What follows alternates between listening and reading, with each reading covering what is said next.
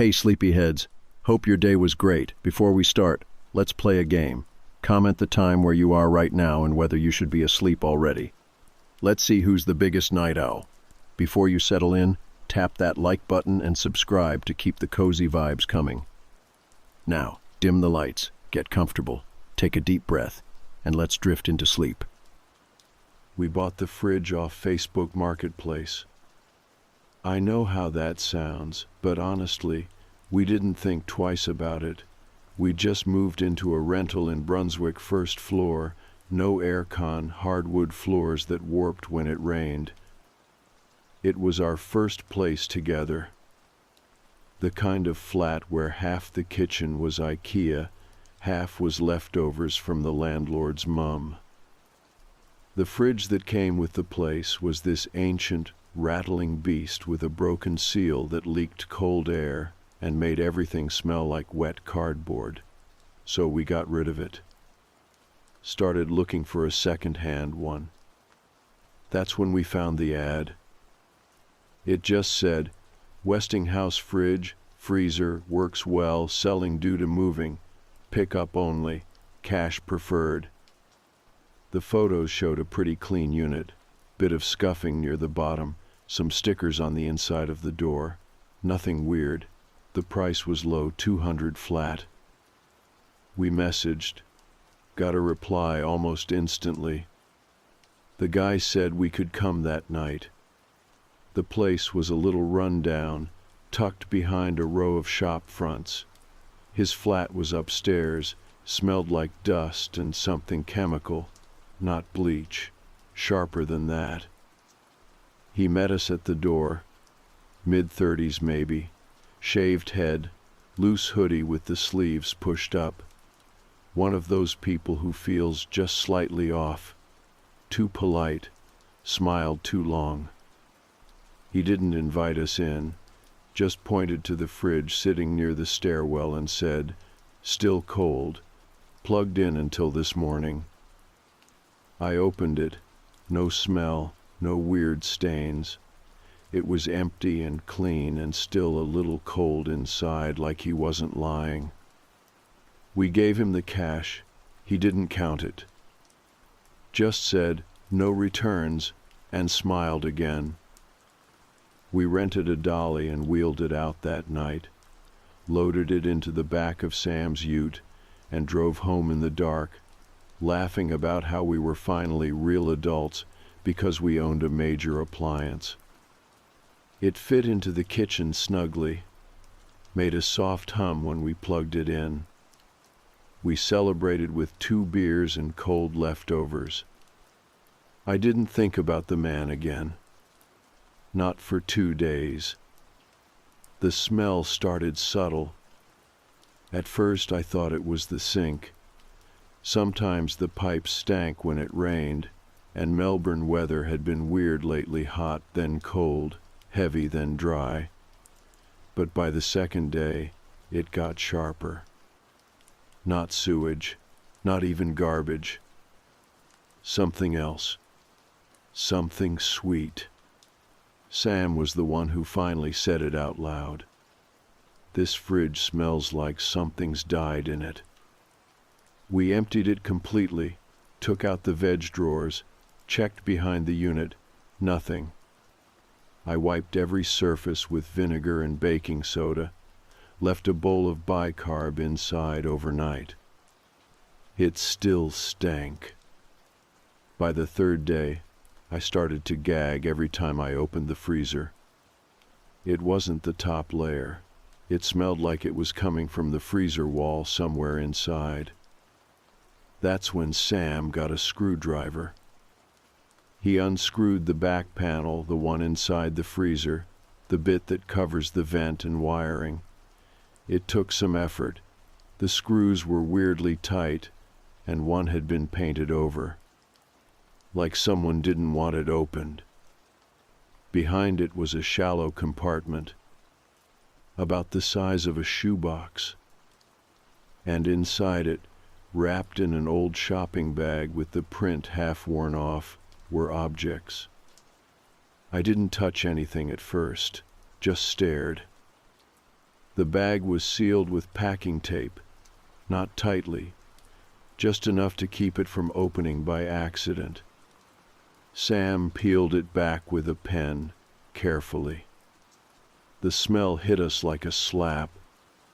Rot, meat, something sour and biological, cut with the faint sting of plastic and old glue. Inside the bag were 12 Polaroids, 3 baby teeth in a film canister, a strip of pale, dried skin folded in half, with a small tattoo visible near one edge. Sam dropped the pen. I backed away. Neither of us said anything for maybe a full minute. Then he said, "We need to call someone." We didn't argue. The police came fast, faster than I expected. I guess when you report a possible human body part, they don't take their time. They took everything, bagged it, asked us not to touch the fridge again. 2 officers stayed while forensics came through. The questions came next. Where did you buy it? What time? Did he give you a receipt? Did you get his name? We didn't. We only had the Facebook chat, which, by the time I checked again, was gone. Deleted. The profile no longer existed. Sam remembered the address. We gave it to them. The officers came back the next day. The flat was empty. No furniture, no sign of anyone living there. The electricity had been shut off 2 days earlier. The windows were covered from the inside with newspaper. Like someone had planned to vanish.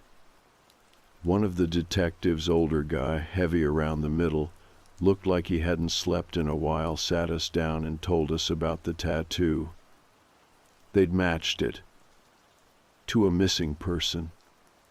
A woman named Chelsea Hart disappeared in 2017, age 29, had a small raven tattooed near her hip bone, same spot, same shape. She'd been listed as voluntarily missing, no foul play suspected, left her flat unlocked, phone still charging on the kitchen counter. Until now, no one had found a trace. Until the fridge. They wouldn't tell us more than that, just that the evidence was being processed, and we'd done the right thing by calling it in. They took the fridge, too. Sam and I stood in the doorway and watched them load it into a van. The officer writing up the chain of custody paperwork wore gloves. I remember thinking how careful he was, how clinical. Like he was handling something radioactive. When they left, the kitchen felt wrong. Like a shape had been carved out of it.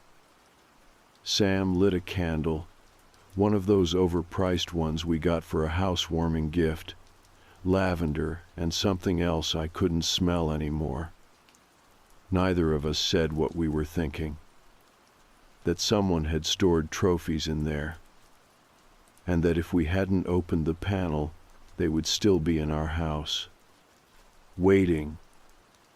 The silence after they took the fridge was louder than I expected.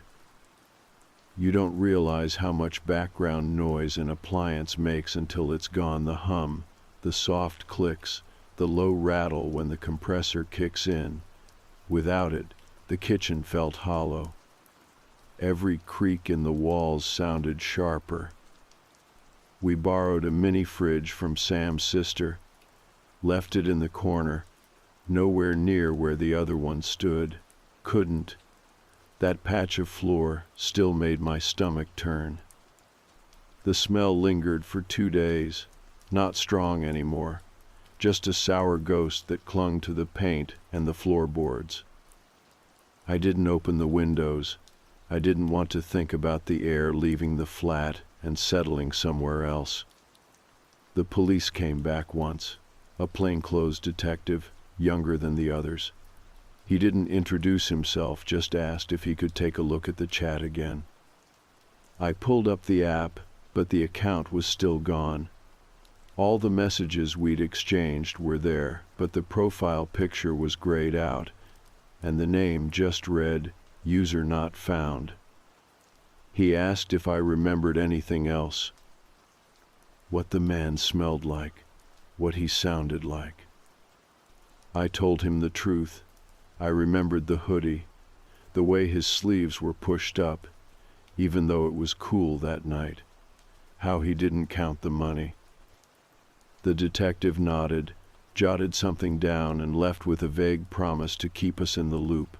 He didn't say what loop, or how wide it was. That was the last time we heard from them. Sam stopped asking questions. I think it was his way of coping, shutting it off, sealing it like the freezer panel, taping over it in his head. He said we were lucky, that we didn't end up in a worse story, that we caught it early. I tried to agree with him. But late at night, I kept thinking about the photos. The 12 Polaroids. I only saw them once briefly, before the officer slid them into an evidence bag, but I remembered the layout: 4 across, 3 down, a neat grid. Faces I didn't recognize, all looking into the lens like they hadn't expected to be photographed. Not scared, just unaware. That's what stuck with me.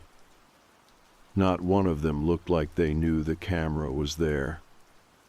And I couldn't stop asking myself, were they alive when the photos were taken? I told myself it wasn't my business anymore, that the police were handling it. But I kept checking the news anyway. For days, weeks. Nothing. No update, no press release, no mention of Chelsea Hart or a fridge or Polaroids or teeth. It was like it never happened. That made it worse. About 3 weeks later, I found myself walking past the old flat where we picked up the fridge. I didn't plan it. I'd taken a different tram home after work, gotten off 2 stops early, told myself I wanted a snack from the bakery on Hope Street. But I didn't go to the bakery. I stood across the road from the stairwell instead.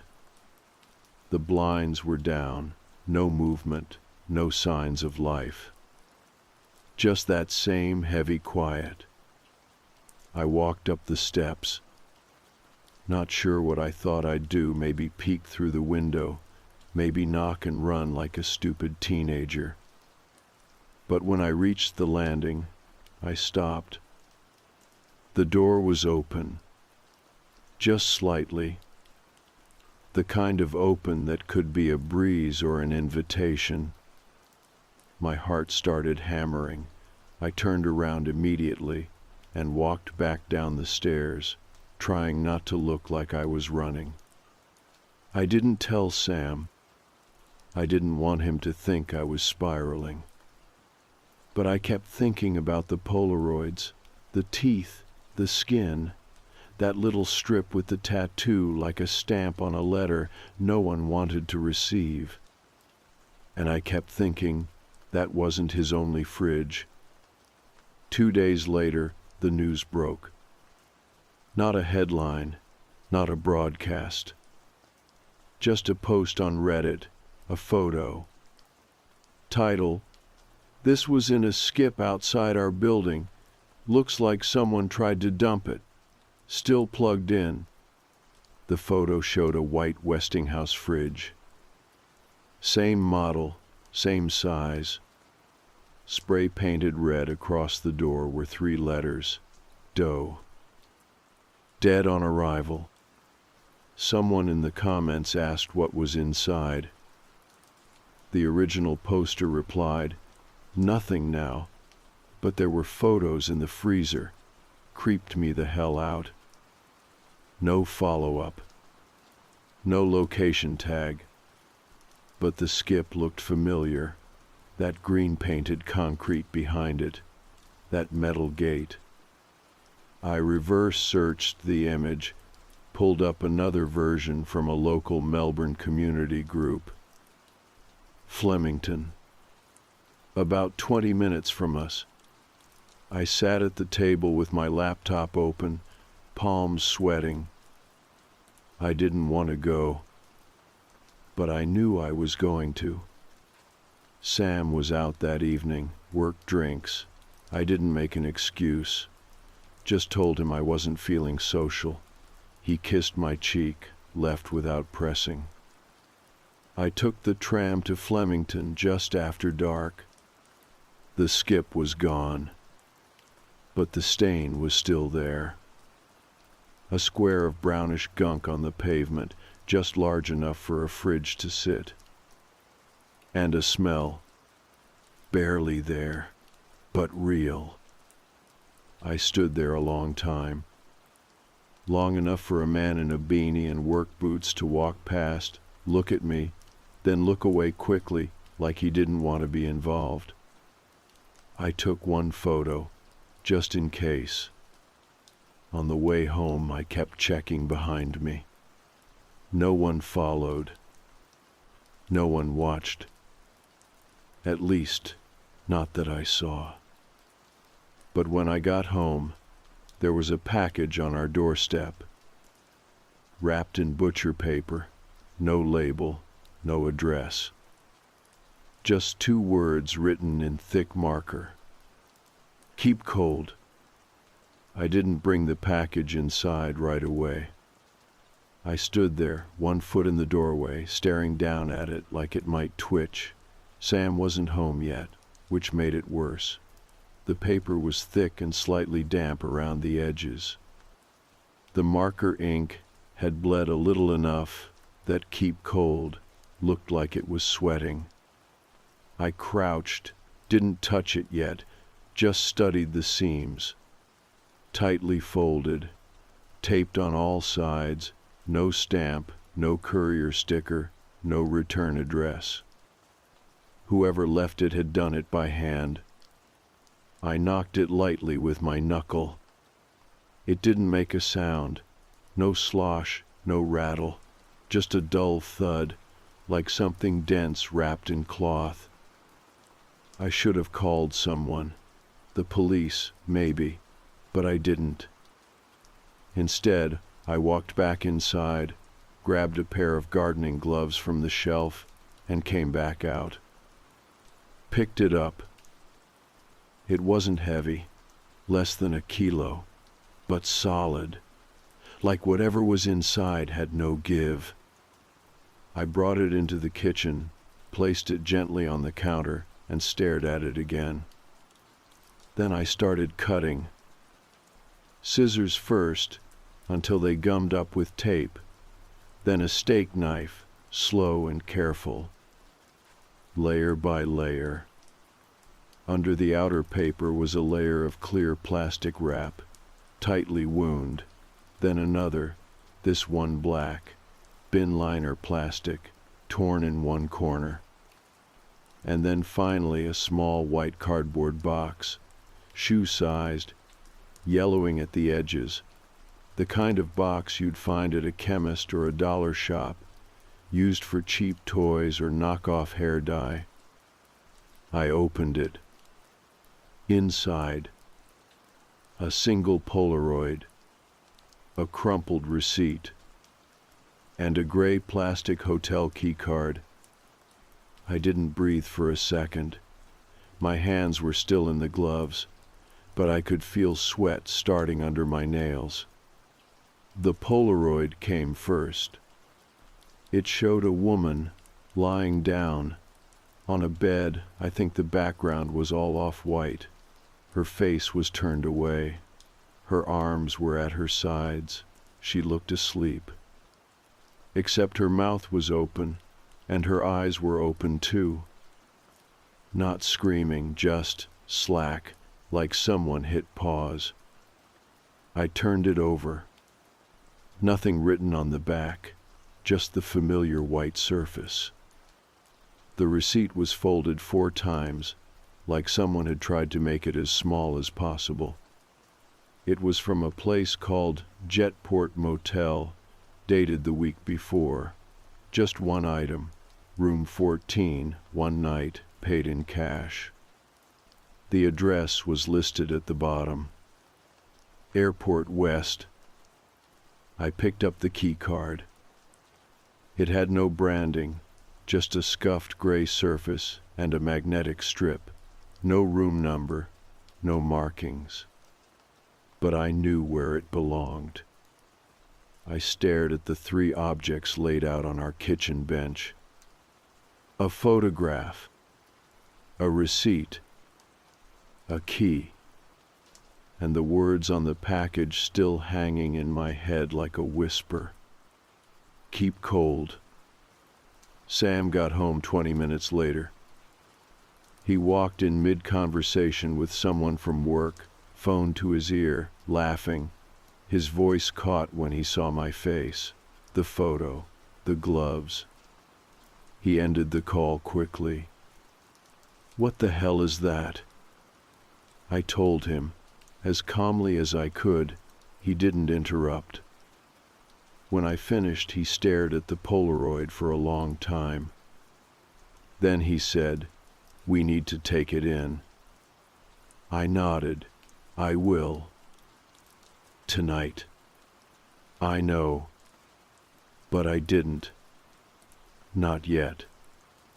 I waited until he went to bed, pretended to read for a while, let the flat go quiet.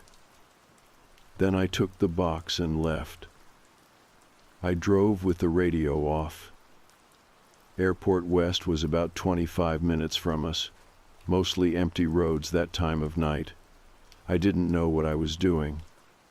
I had the key card in my pocket, the photo in my glove box, and a sick feeling curling behind my ribs. The motel was exactly what you'd expect. Long, low building, neon sign missing half its letters, office window with a plastic bell and no staff.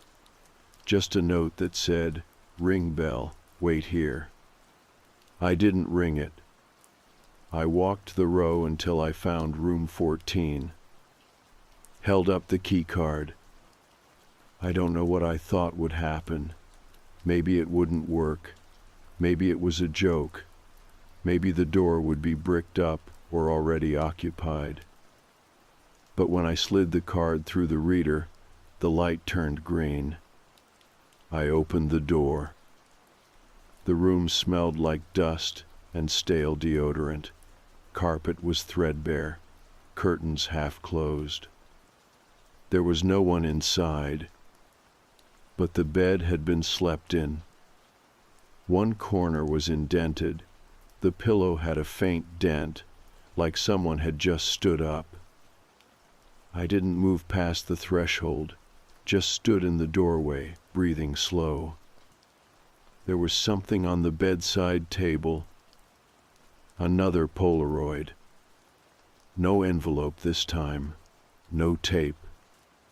Just sitting there, face up. A different person, a man this time, curled in on himself, shirtless, jaw slack, eyes unfocused. He looked cold. I stepped back and closed the door, not fast, carefully.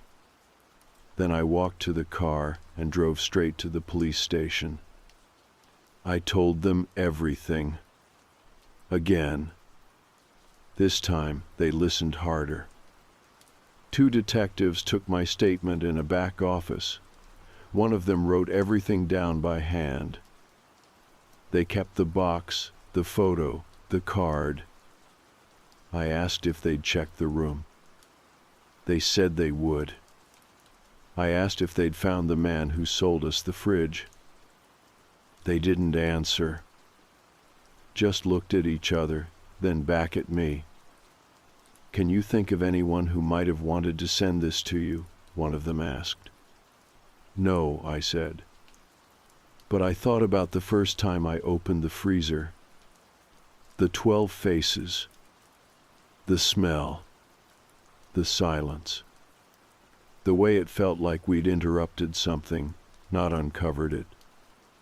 And I wondered if that silence had a name. The detectives called me back 2 days later. They asked if I could come in again, same station, different room this time. Brighter lights, smaller table. One of them, a woman named Taylor, did most of the talking. She started by thanking me, said I'd done the right thing, that it might be important, might be, like they didn't want to say too much yet. I asked if they'd gone to the motel. She said yes. Then she slid something across the table. A photo, black and white, grainy, CCTV. It showed me, standing outside room 14, right before I went in. Taylor asked, "Did you see anyone else while you were there?" I shook my head. No, it was empty. She didn't say anything, just looked down at the photo. Then she asked me a new question. "Do you remember seeing a red hatchback parked across from the unit?" I thought about it. I didn't. She nodded like she expected that, and wrote something down. Then she told me they'd reviewed the footage. The motel had an old camera, one angle only, pointed at the main drive, just enough to see the parking spaces. She said they saw a car arrive 30 minutes before I got there. Driver never got out. Stayed in the shadows. She paused before saying the next part. When you left the room, the car left too. That was all. No plate, no face. Just movement. I asked if they thought it was connected. She didn't answer. But the silence said enough. That night I couldn't sleep. Not for the usual reasons, not fear, not restlessness. This time it was something else. A feeling I couldn't shake, like I'd been pulled into someone else's routine and now I couldn't get out. Like I was inside the pattern. Sam tried to comfort me. He said it was probably a prank, some psycho trying to scare us, maybe even someone who read about Chelsea Hart and got ideas. But his voice cracked when he said it, just slightly, like he didn't believe it either. The next morning, I went looking for the original ad. The fridge listing. Not because I thought it would still be there, but because I needed to try. The Facebook account was gone, of course, but I remembered a few of the photos from the ad, the way the fridge was angled, the corner of the stairwell behind it, the little stain on the lower drawer. So I reverse searched the images, and I found something. Not the same ad, but a similar one. Same model, same fridge. This time listed in a Facebook group out of Sydney. The post was 2 years old. Different username, also deleted. The photo was taken from a different angle, but it was the same fridge. Same dent in the freezer door, same little sticker, a cartoon of a tooth holding a toothbrush. I felt my breath catch. I clicked the user's name, no longer active. I clicked the comments. One person had asked, "Is this still available?" No replies. But I messaged them anyway. Didn't expect an answer. 15 minutes later, I got one. The name was Sarah. Her profile looked normal. Public. Young mom, 2 kids. Photos of school awards and playgrounds. I messaged, "Hi, sorry to bother you. I saw your comment on an old post about a fridge. Did you end up buying it?" She replied, "Yes, That was forever ago. Creepy guy sold it to me. Worked fine but smelled weird. We dumped it a few weeks later. Lol. I stared at the message for a long time. Then I asked, "Did you find anything inside it?" The typing dots appeared. Paused. Disappeared. Then, "What kind of things?" I didn't answer right away. Instead I asked, "Do you still have the fridge?" She replied, "No, we threw it out. Why?" Then, a second later, "What's going on?" I told her. Not everything, just enough. That we bought a fridge, that there were items hidden inside it, that the police were involved, that a missing woman's name came up. More dots. A full minute passed. Then she sent one last message. "Omga, there was a photo in the freezer. I thought it was a joke. It looked old. My partner threw it out." That was it.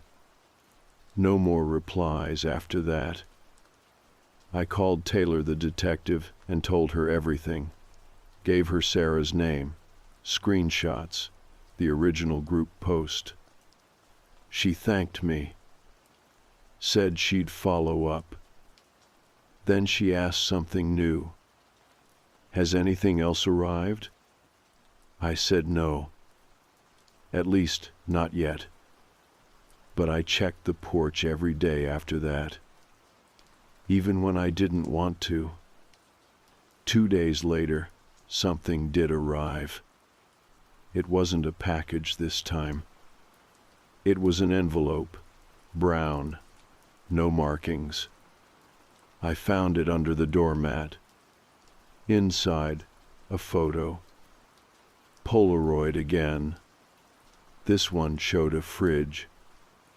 Not mine, a new one, silver, larger. The door was open, empty shelves, clean. And inside, taped to the back panel, was another Polaroid.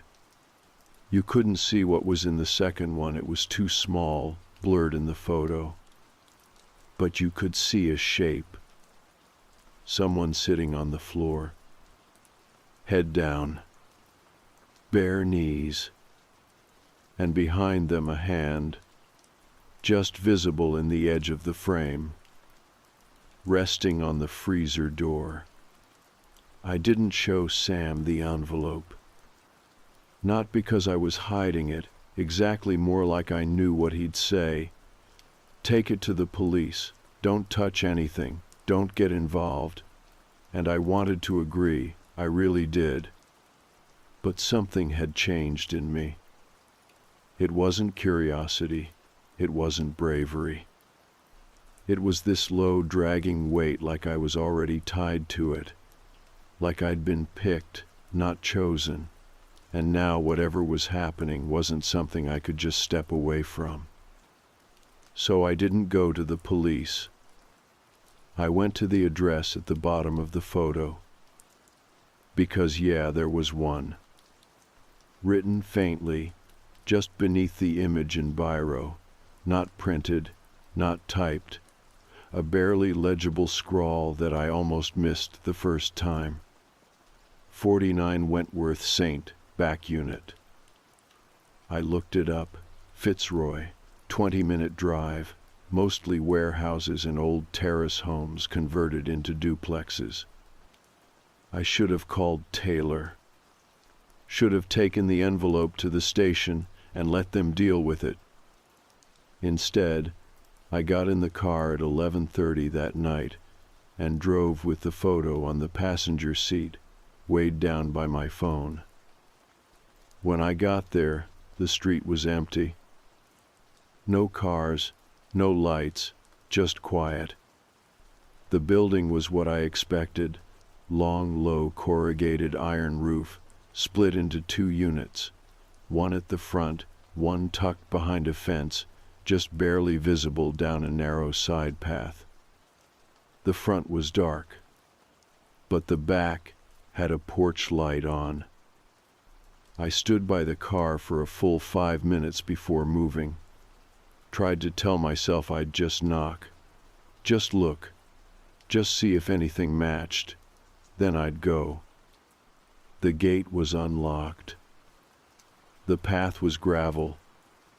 Every step sounded too loud. When I reached the back unit, I froze, because the fridge from the photo was there, right on the porch. Same silver body, same faint scuff mark near the base, same open door. It was empty now, but taped to the inside panel, exactly where it had been in the Polaroid, was a second photo. This one was clearer. It showed a young man sitting on a wooden floor, knees tucked to chest, hands tied in front, eyes wide open, mouth covered in duct tape. Alive. I turned around fast. Half ran, half stumbled back to the car, heart hammering so hard I could barely get the key into the ignition. I drove straight to the station. Didn't think, didn't stop, didn't breathe until I handed both photos to the desk sergeant and said, "This was left at my house. I think someone's being held somewhere." They took me into the back room, again. Taylor came in 20 minutes later. She looked like she'd just been woken up, hoodie over a shirt, hair tied back fast. I told her everything. No edits this time. She didn't interrupt, just stared at the photos. Then she picked up the one with the man in it and said, "We've seen him before." I asked who he was. She hesitated, then said, "He's missing, reported 6 days ago. University student. Parents thought he ran off with a partner, but now they knew better. They sent a team to the house immediately. Back unit, Wentworth Street. I waited at the station, pacing a worn patch in the hallway while they moved. Radio chatter came through a cracked speaker, too quiet to make out, but the urgency was there, clipped words, fast responses. An hour later, she came back. And this time her face was different. "It was clean," she said, "too clean. No fridge, no photo, no tape. Just a studio-style unit with polished floors and no furniture. The porch light was still on, but the bulb had been unscrewed and left dangling. No sign of the young man. No fingerprints. No nothing. Like it had all been staged." I asked if it could be a copycat. She said no. The photos matched the same style, same film type, same camera signature, some kind of older Polaroid model, not sold anymore. I asked if they thought he was still alive. She didn't answer. Just stared at the photo again, thumb pressing into the corner. Then she looked up and asked, "Why are they sending these to you?" I didn't know. Still don't. The next day I told Sam everything. I had to. It was getting too big to carry alone. I showed him the new photo, the fridge, the missing man. He didn't yell, didn't panic. Just sat down at the table and said, "You need to get out of this." I told him I couldn't. That if someone was sending these to me, ignoring it wasn't an option. He said, "You're not a detective." I said, "Neither are they. Not really. Whoever's doing this, they're showing me things, like they want me to do something." "Or like they want to scare you," he said. I didn't reply. That night, I checked the porch 3 times. Nothing. The next morning I found a USB drive in the letterbox. No note. Just the drive. Black, cheap, scratched. I plugged it into an old laptop we keep in the cupboard. No Wi-Fi, just a dusty thing we use for budgeting and recipes. There was one file. A video. I clicked play. It was grainy, color-washed. A camera pointed at a fridge, different one this time older, rounded edges, cream-colored, the kind you'd find in your grandparents' house. The door opened. A hand reached in, pulled out a photo, held it to the lens. Another person, different again. A woman this time, short hair, freckles, eyes closed. The hand turned the photo. On the back, written in thick black marker, were 5 words. "You're part of this now." I stared at the words on the screen for a long time. You're part of this now. Not a threat, not even a message really, just a statement, like a receipt confirming something that had already happened. I copied the file to a flash drive, took the whole laptop too, bagged up the USB in a Ziploc, made sure I didn't touch it again. I even wiped the doorknob on the letterbox, even though I knew it probably didn't matter. Whoever was doing this didn't leave evidence by accident. I took it all to the police station. Again. Taylor wasn't there this time. Another officer took the items, asked the usual questions, promised someone would be in touch. I didn't stay long. I didn't expect a debrief. I just wanted it out of my house. Sam didn't ask what I'd done with the drive. He just nodded when I came home, made tea, and left me alone for the rest of the day. We were talking less by then. Not angry, just worn down. Like every time we tried to breathe, something cold moved in between us. The house felt smaller now. Not physically, just in spirit, like the air inside had grown heavy, like the walls knew something.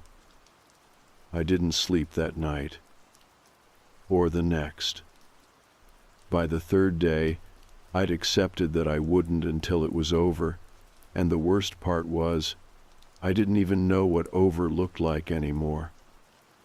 Then the phone rang. It was Taylor. Her voice was sharp, like she was halfway through a thought when she called. "We got a location." I sat up straight. From what? The metadata on the video file. It was wiped, mostly, but someone on the tech team dug into the cache on the laptop. They got a partial IP bounce through about 6 proxies, but the first ping came from an address near Heidelberg. I waited. She went on, "There's a commercial storage lot there, Unit 14. The lease is cash only, fake name on the form, but when they pulled the access logs, guess who showed up?" "Me?" I said. "No, him." She sent me a photo. The man who sold us the fridge. Same face, same too long smile, standing at the keypad, hoodie sleeves rolled up. My blood ran cold, but I kept my voice steady. "What did you find inside?" She didn't answer right away. Then she said, "You should come in." "No," I said. "Tell me now." A pause. Then, we found 4 fridges, all wired to backup power. One was empty, the others had contents. I didn't ask what that meant. She didn't offer. There were also more photos, labeled, dates, first names, like a ledger. I sat back, let the words settle. "Is he still out there?" I asked. "No," she said. And then, quieter, he was inside one of the units, in the last fridge, locked in, no power, no air. I said nothing. Taylor spoke again. "We think he meant to disappear, maybe leave someone else in his place, maybe punish himself. We don't know, but he's dead. That part's over." That part. I hung up not long after. I thanked her. I meant it. It was over. At least the version I'd been tangled in. But I couldn't shake the feeling that we'd only caught the end of something, the final note in a much longer piece. Because the fridges? They weren't new. Some were over 20 years old. Some photos were dated back to 2004. Different cities, different handwriting, same style. Someone had started this a long time ago. And the man who sold us the fridge, he might have been the latest link, not the first. Or maybe the only one left willing to carry it. That night, I told Sam everything. The fridges, the ledgers, the final photo. I told him about the man, that he was dead. Sam stared at the kitchen wall for a long time. Then he said, "So that's it?" "Yeah," I said, "that's it." We both knew it wasn't, really. But we needed to believe it. We moved a few weeks later. Didn't go far, just closer to the city, higher floor, newer appliances.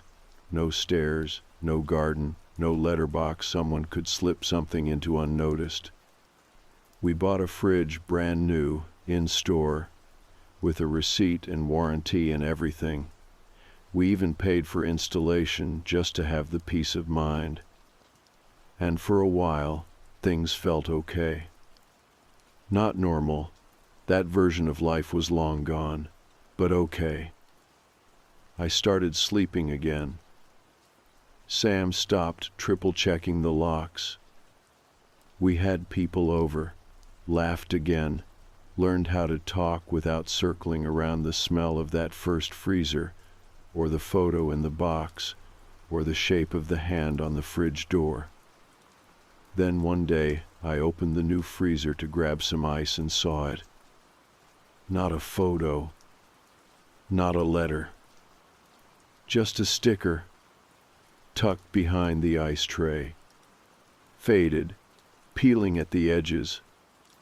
A cartoon of a tooth holding a toothbrush. The same sticker that had been on the inside of the very first fridge door. I stared at it for a long time. Then I peeled it off and threw it away. Not because I was scared, but because I refused to give it space. Whatever this thing was, obsession, art, ritual, sickness, it only lived if someone gave it breath. So I stopped. I never searched for the names again. Never read another missing persons post. Never checked the skip bins behind corner shops or watched for boxes on the porch. I chose not to be part of it anymore. I chose not to be the next link. And that, more than anything else, is why I'm still here.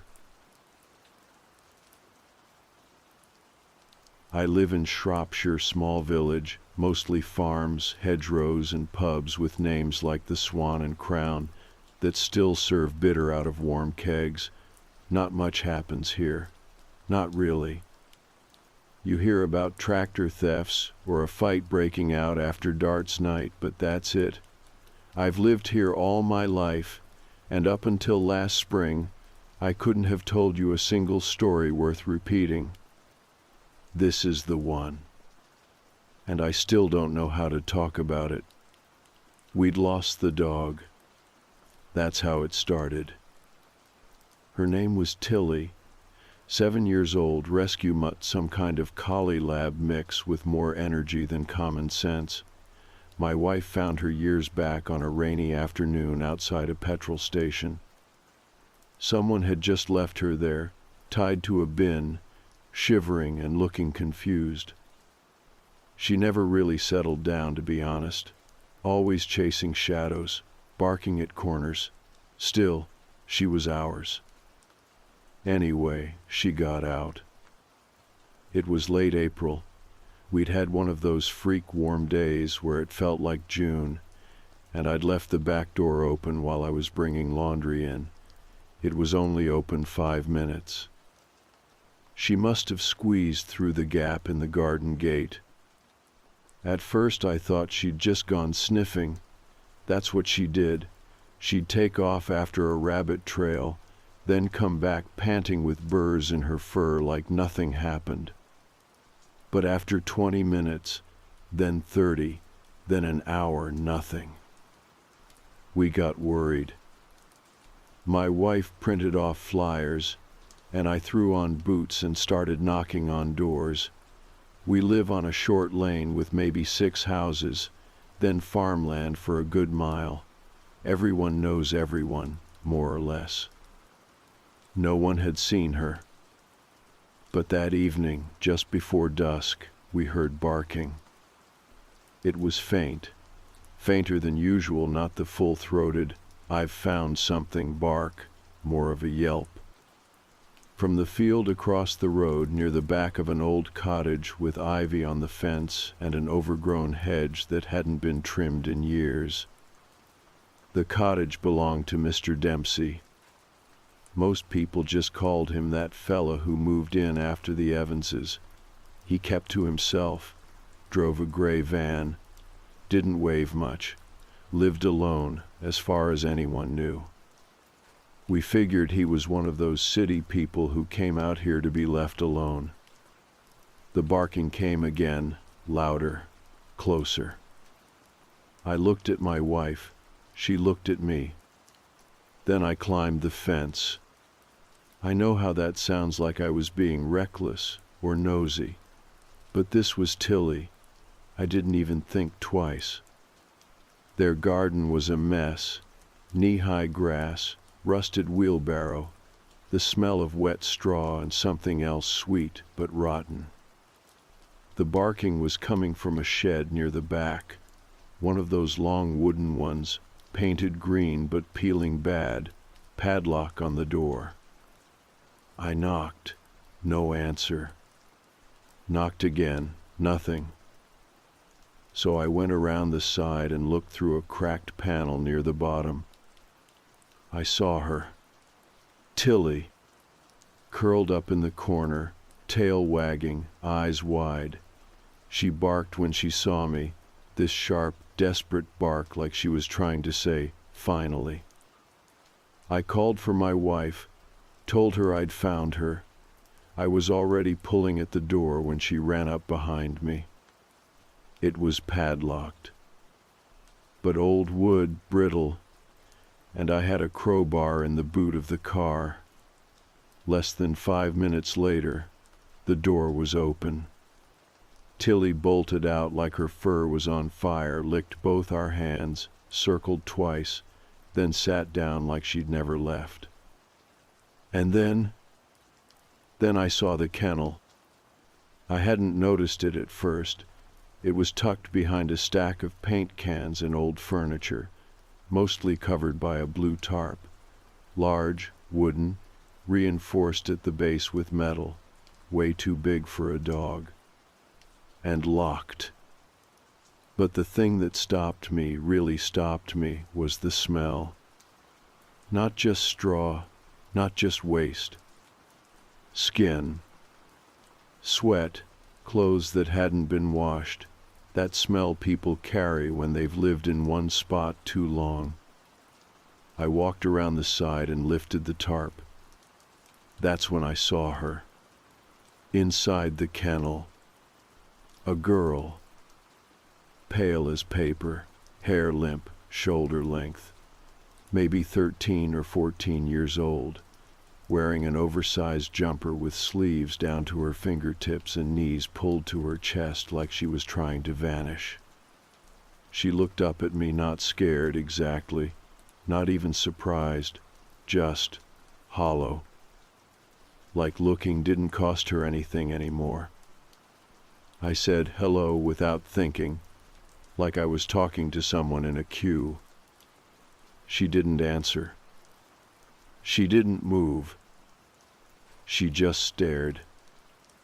My wife gasped, said, "Oh my God," like she'd been punched. I pulled at the latch. It was chained. Proper heavy-duty bike chain, double wrapped around the front with a padlock. I looked around the shed for keys. Nothing. Just dust and wrappers and a blanket with something red on it. We didn't speak. We didn't plan. We just went back to the fence, climbed out, called the police. I remember how quiet the night felt after that. No wind, no bugs, no birds. Just the ticking of the hazard lights on my car. The police came fast. 3 cars, lights but no sirens. They cut the lock and pulled her out gently. She didn't fight, didn't cry, just let them guide her like she was underwater. The neighbor, Mr. Dempsey, showed up 20 minutes later. He said it was a misunderstanding. Said she was his niece, that her mother had done a runner and left him to care for her, that she didn't do well in school, didn't like strangers. He said her name was Lottie. The police asked for paperwork. He said it had all been lost in a move. They asked for her GP's name, her school. He changed the subject. That's when they arrested him. Handcuffed, read his rights. He didn't shout, didn't protest, just shrugged like he was annoyed, like we'd interrupted something. They took her away in an ambulance. I watched through the window as she turned once to look back at the shed, not at him, at the shed. Then she turned away, and I haven't seen her since. The village changed after that night. Not all at once, not loudly, but something settled in the air like smoke after a fire, even when the flames are gone. People stopped walking their dogs past Dempsey's cottage. Kids stopped cutting through the back path to the playing field. Mrs. Ellis, who used to organize the church raffles, put a for sale sign in her garden the following week. She said it was unrelated, but we all knew. There were questions, of course.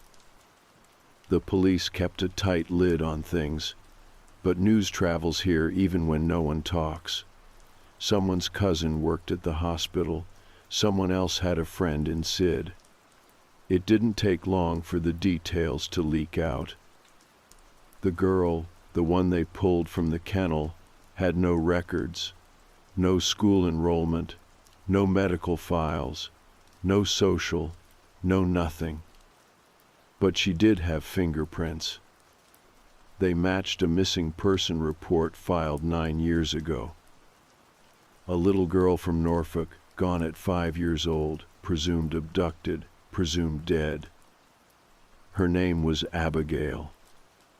Not Lottie. Abigail Cooper.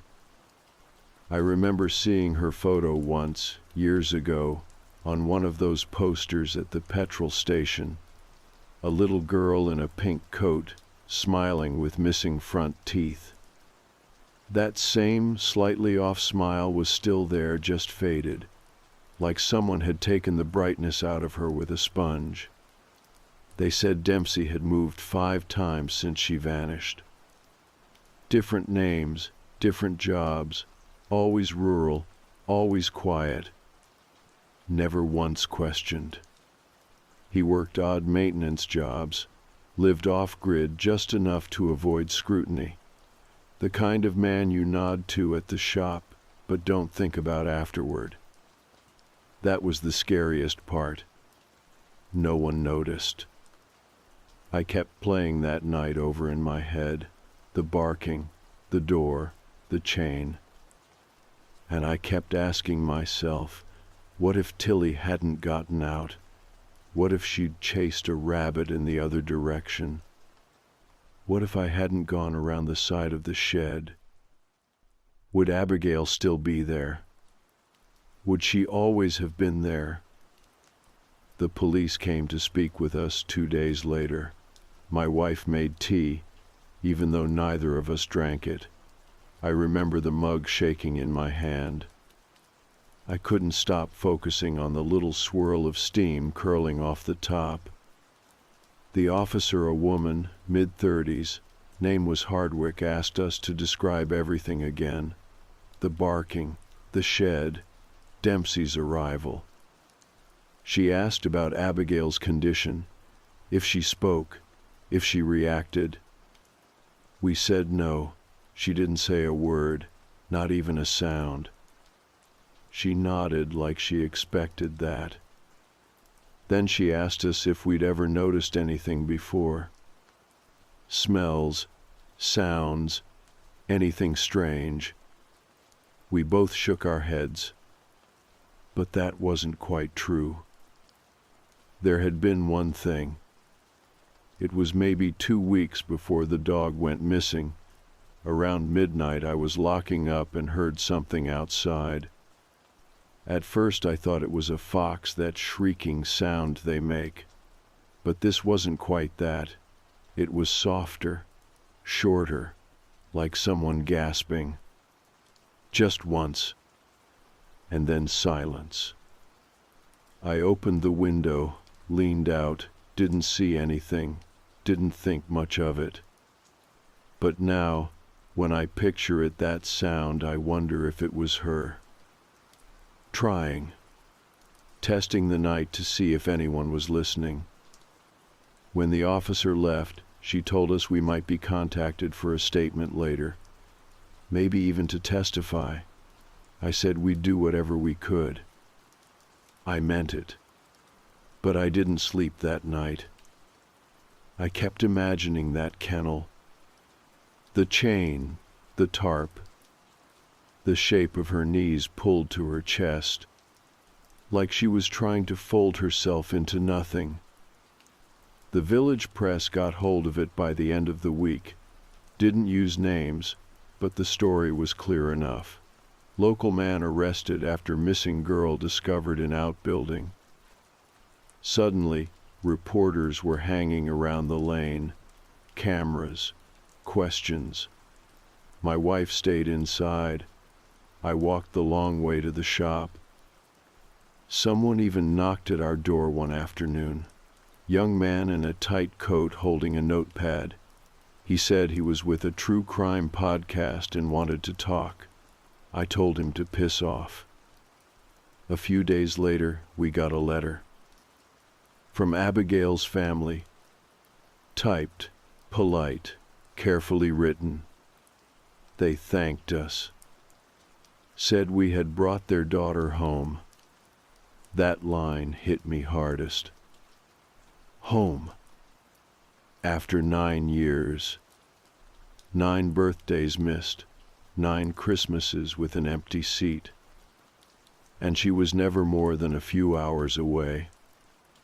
The next month, blurred. Dempsey was charged, held without bail. The charges were, I don't even know how to list them all, unlawful imprisonment, child endangerment, assault, worse. He didn't deny it. Didn't confess either. Just kept quiet. They say he had journals, notebooks filled with routines, feeding times, temperature logs, behavior notes, like she was a pet. Not a person. Abigail was placed with specialists, trauma counselors, social workers. No one expected her to speak right away. Some said it might take years. Some said she might never. But she was safe now. And sometimes when I couldn't sleep, I held on to that thought. Safe. But then, in the quiet, other thoughts would creep in. How did he do it? How did he keep her hidden through 5 moves? No screams? No signs? Or were there signs, and we just looked the other way? I started looking at people differently. The man at the post office with the thick glasses. The woman who walks alone at dusk with headphones in. I wondered what I'd miss if I wasn't paying attention. Because Abigail had been right there, behind a garden hedge, a few dozen meters from our back door. And we'd never seen her. Not until the dog went missing. Not until someone barked loud enough to be heard. I started dreaming about the shed.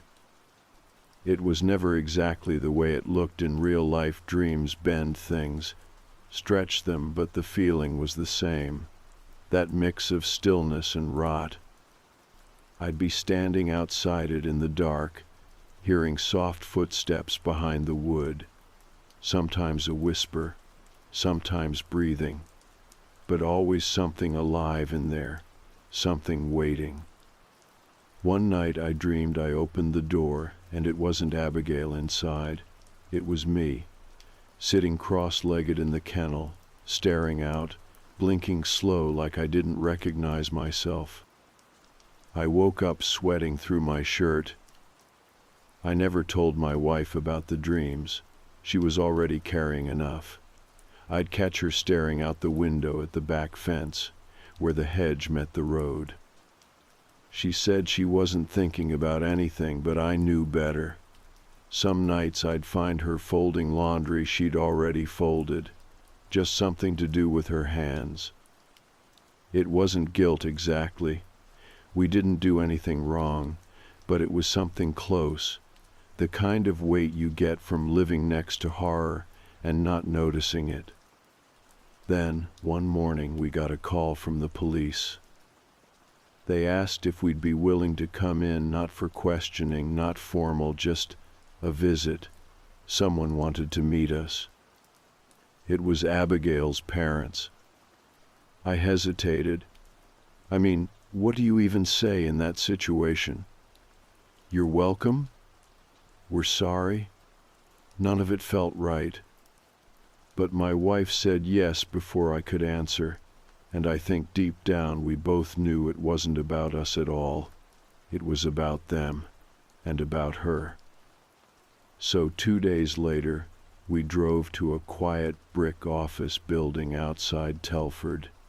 Not a police station, not a hospital, one of those neutral places where hard things get talked about over tea. We were led to a small room with a round table, 3 chairs, and a plate of untouched digestives. Her parents were already there, Mark and Leslie. They looked like they hadn't slept since she went missing, not just in the last few months, but since the start, faces drawn tight. Hands always close to each other, like they were used to holding on just to stay upright. Leslie stood first, came around the table and hugged my wife without asking. No tears, just this kind of desperate squeeze, like she needed to feel something real. Mark shook my hand and said thank you. Then said it again, quieter. We talked for a while, nothing deep at first, just facts. Yes, we found Tilly in the shed. Yes, we found Abigail just after. Yes, she was quiet, still, thin. I asked how she was now, not as a polite thing I needed to know. Leslie said she was safe, eating small meals, sleeping sometimes, still not speaking, but she'd started drawing. Nothing detailed, but she liked circles. Kept drawing them over and over on scrap paper. One of the doctors said it might be a control thing, a shape that never ends, no sharp edges. Then Mark said something I wasn't ready for. He said, "She used to love dogs." I didn't know what to do with that. I nodded, like I understood, but I didn't, not fully. Then Leslie said, "We think she followed one. That day, that maybe she saw a puppy or heard a bark and just wandered. That's how he got her. Not a van, not a struggle, just curiosity. The innocence of a 5-year-old who saw something soft and safe and followed it into the dark." The conversation slowed after that. Eventually we stood to go and Mark handed me a photo, not of Abigail, now of her then, age 5, smiling in a muddy field with a stick in one hand and a golden retriever puppy licking her face. He said, "We never got her a dog. She always wanted one." I didn't ask why. I just nodded and slipped the photo into my coat pocket. On the drive home, my wife didn't speak until we were 10 minutes out. Then she said, "If it wasn't for Tilly." She didn't finish. She didn't have to. The shed was gone by the end of that week. Police had taken what they needed, and the council arranged to have it torn down. Dempsey's cottage stayed empty, the curtains still drawn, like someone might be inside but didn't want to be seen. No one touched it, not the hedge, not the mailbox. We all just moved around it, like the house was made of glass and might crack if we stared too long. About a month later, I saw Abigail. It wasn't planned. I was in town picking up a prescription, and I saw Leslie standing outside the bakery, holding a girl's hand. I knew it was her. Even with the cap pulled low and the scarf tucked high, there was something about the way she stood, like she was still getting used to gravity. She looked up once. Our eyes met.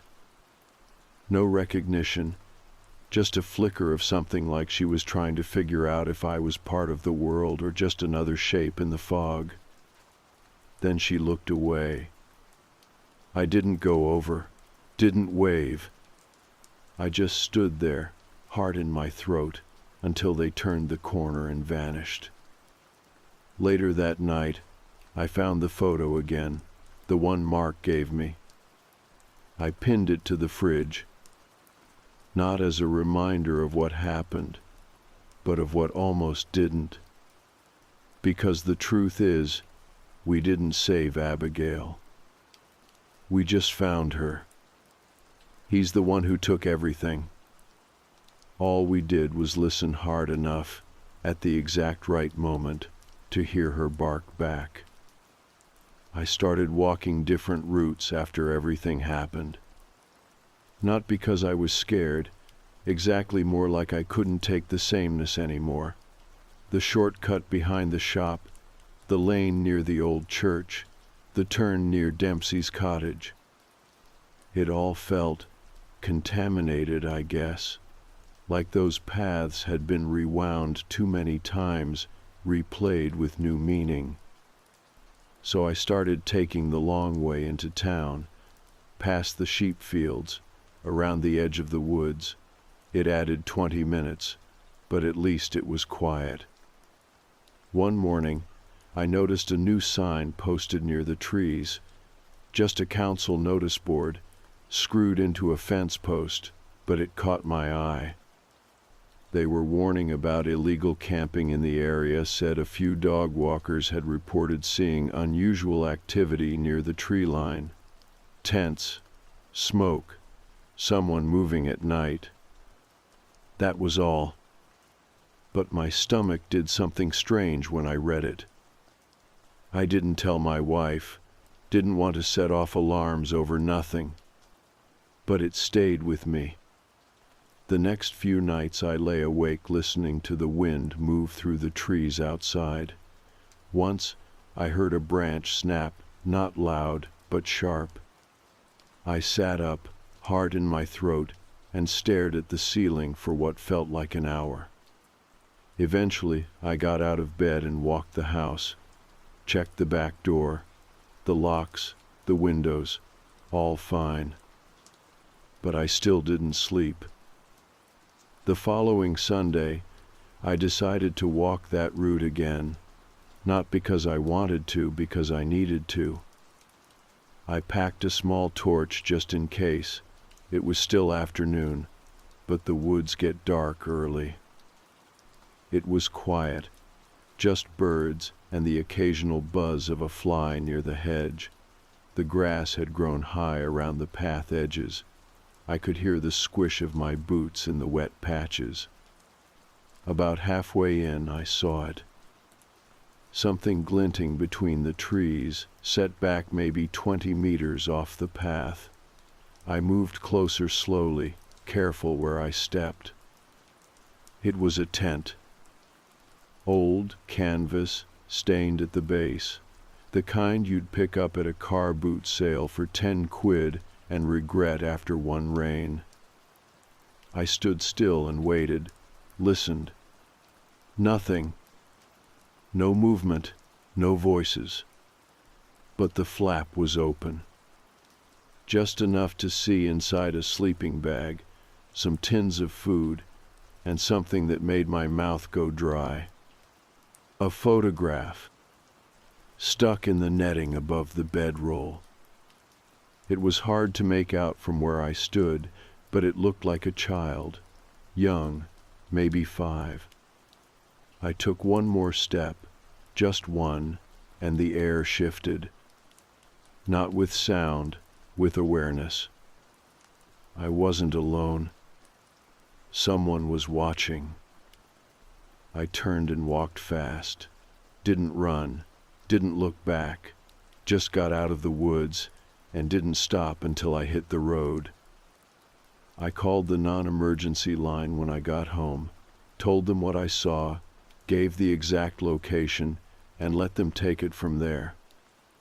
They thanked me and said they'd send someone out. That was it. No follow-up, no news report. A few days later I walked the same route and the tent was gone. Not collapsed, gone. Grass flattened in a wide circle, nothing left behind, not even a wrapper. And again, I didn't tell my wife. But I did start locking the bedroom door at night. Not because I thought he was out there, Dempsey was still in custody, but because something about that tent made it feel bigger than just him. Like he wasn't the only one who had watched. A week later, Abigail drew a face. I didn't know until Leslie called. She left a message asking if we could come by, said Abigail had made something she wanted us to see. I almost didn't go. I didn't feel like I had the right. But we did. Their new place was small and bright, rented just outside town, close to the school Abigail wasn't attending yet.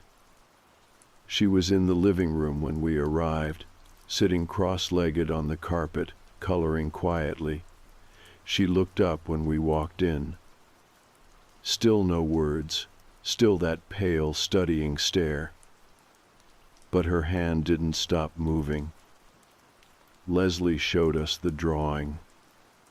A house, a shed, a fence, 2 dogs, a face in the window, and next to it a figure. Small, kneeling, in what looked like a cage.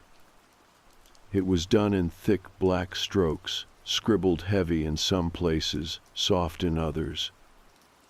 The detail that chilled me was the mouth. A wide black line, but not open, and a scream sealed shut. Like someone had pressed their lips together so hard, they forgot how to open them again. Leslie didn't say much, just held it like it was something fragile.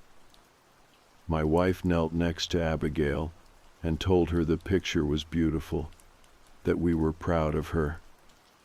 Abigail looked at her, blinked, and went back to coloring. I stayed behind for a moment when we left. Told Leslie about the woods, the tent. She listened quietly, jaw tight. Then she said, "They'll never find all of them, will they?" I didn't answer, because I wasn't sure if she meant men like Dempsey or the children they'd taken. That night I had another dream. I was walking through the woods again, but the path kept looping. Every time I thought I was out, I'd end up back at the same tent. Only this time the photo inside was clearer. It wasn't Abigail. It was another girl, then another, and then a boy. And one by one the tent walls started to fill with photos, hundreds of them faces, staring out with the same expression. Not fear, just waiting. I started making a habit of driving past the cottage. Not often, once a week maybe, mid-morning when it was quiet. I'd take the long way into town and loop around just to see if anything had changed. It hadn't. Curtains still drawn. Grass higher than ever. The gate creaked a little more each time I passed. I didn't know what I expected to find.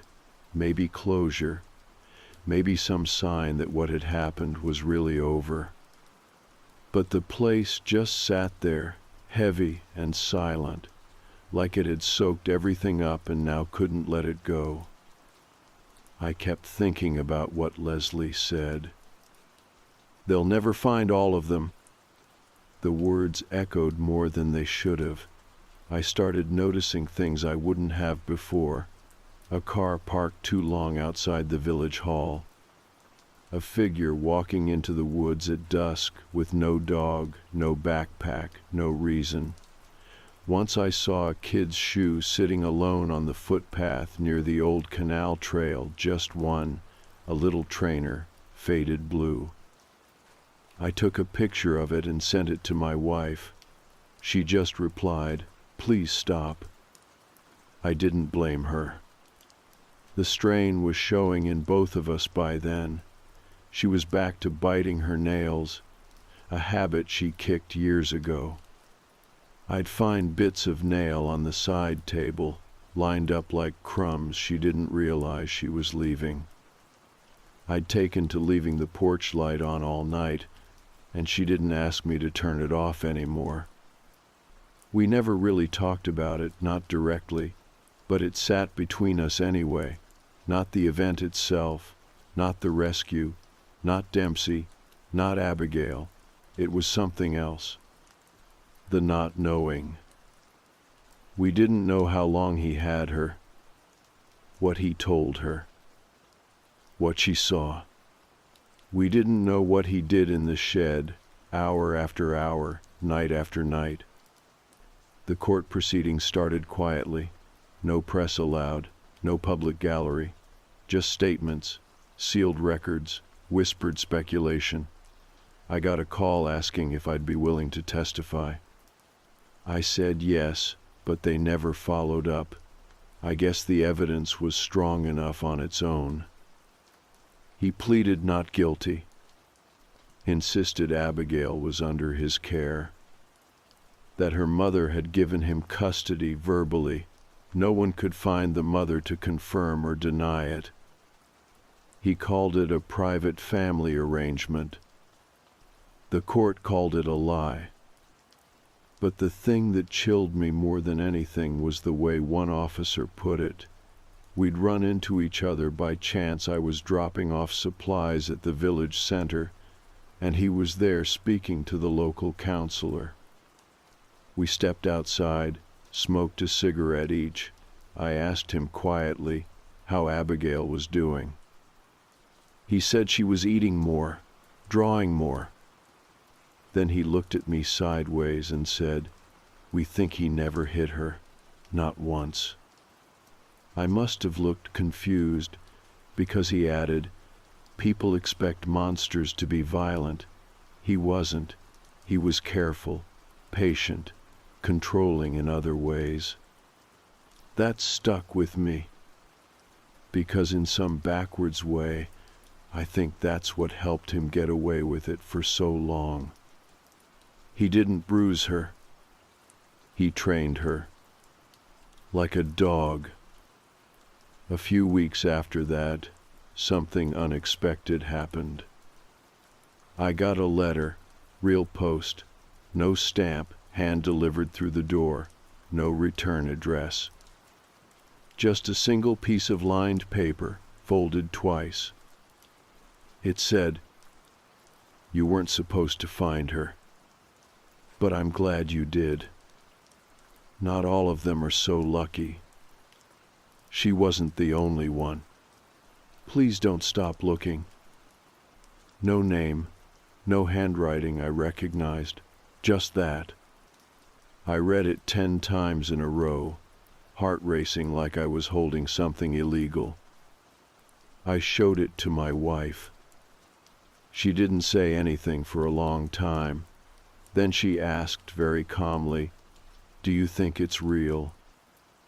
I didn't answer. Because I did. I really, truly did. I took it to the police the next morning. Officer Hardwick was there, the same one who took our statement early on. She read it, frowned, and asked if I'd seen anyone around the house recently. I said no, no one unusual, no one I could name. She bagged the letter and said they'd look into it. But I could tell, in the way she said it, that they didn't expect to find much. 2 days later, the envelope came. Same paper, same handwriting. This time there was a list of names. 5. Only first names, no last names, no dates, no locations. Just Rosie, Hannah, Molly, Jack, Amber. No explanation, no signature. I stared at it for over an hour. Then I went online. I didn't know what I was looking for. Maybe old news articles, maybe missing posters. I didn't even know if these were real people, but I started searching. Cross-referencing missing children databases, old message board threads, cold case forums. It's harder than you'd think. A lot of these sites are half-maintained. Photos go missing, links die, cases get misfiled. But eventually, I found something.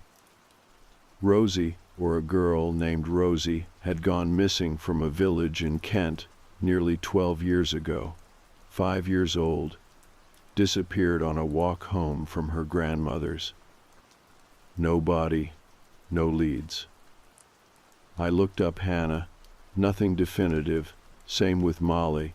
Jack gave me too many hits to narrow it down. Amber, possibly a girl from Devon, age 7, vanished near the coast. No confirmed connections, but enough to feel real. Enough to make me sit back in my chair and wonder, who sent these names? Someone who knew. Maybe someone who'd been there. Or someone who was still there. I brought the second letter to the police too. This time, Officer Hardwick didn't bag it right away. She read it twice, then asked if I'd told anyone else. I said no. She asked if I was receiving any threats. I wasn't. Then she leaned forward and said quietly, "Please be careful." I nodded. But the damage was done. That night, I locked every door, every window, and still lay awake until 3 in the morning listening for footsteps that never came. It wasn't fear that kept me up. It was the growing, sickening thought that Abigail wasn't the end of something. She was the beginning. I kept the letters in a drawer by the bed.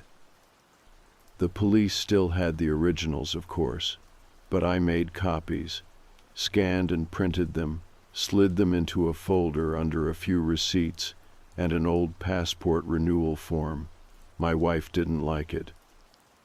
She said it felt like inviting something back in, but I couldn't throw them away. I didn't even really think of them as letters anymore. They felt like evidence, not of a crime, of a pattern. The last name on that second list, Amber, stayed with me more than the others. I don't know why. Maybe because of the rhythm of it, the way it looked written in that plain, almost childlike handwriting. Maybe because I kept seeing her face in dreams I couldn't quite remember. I did keep looking for a while. Quietly. No blogs, no public theories, no podcast interviews. That wasn't me. I didn't want attention, I just wanted to understand. I'd go through forums late at night with the brightness on my screen turned low. Sites with names like UK Missing List and Find Them All. Most were filled with outdated photos, cases already closed, families moved on or long gone. But every so often, I'd see something that lined up, a location, a year, a child who vanished without explanation, with nothing more than a school photo and a sentence like, "Last seen near a park around 5:30 in the evening." And always the comments underneath. Still looking. Still missed. Still hoping. I never posted. What could I say? I found one? It didn't feel like mine to share. Dempsey was sentenced 5 months after the trial began. 30 years minimum. No parole. The judge called his actions a grotesque violation of trust in humanity, said Abigail had been held not just in a shed, but in silence for nearly a decade. I read the article once. I haven't read it again. The village held a charity auction for missing children awareness the following month. People donated things for the raffle: cakes, quilts, free services, a signed photo from a footballer someone's cousin knew. We bought 2 books and a painting of a riverbank that now hangs in the hallway. Abigail didn't attend, but her parents did. They were quieter than last time, tired, not fragile, just hollowed out in a way that doesn't go away. Like something had been carved out of them slowly over time and never quite grew back. Leslie hugged my wife again. Mark shook my hand. We didn't talk about the letters. I didn't mention the names. I don't even know if they ever found out. Maybe that was for the best. We still see Abigail sometimes. Not often, once every few months. Usually from a distance, walking with her mum in town, or sitting outside the cafe with a juice box and a scarf pulled tight around her neck, even when it's warm. She still doesn't speak in public, but I've heard she hums, mostly at night, soft, tuneless sounds, like a melody she can't remember. She draws now, constantly. Her parents post some of it online just for friends, not the public. Birds, trees, shadows that stretch across the page and never seem to end. The last time I saw her, she looked up at me for a moment and held my gaze.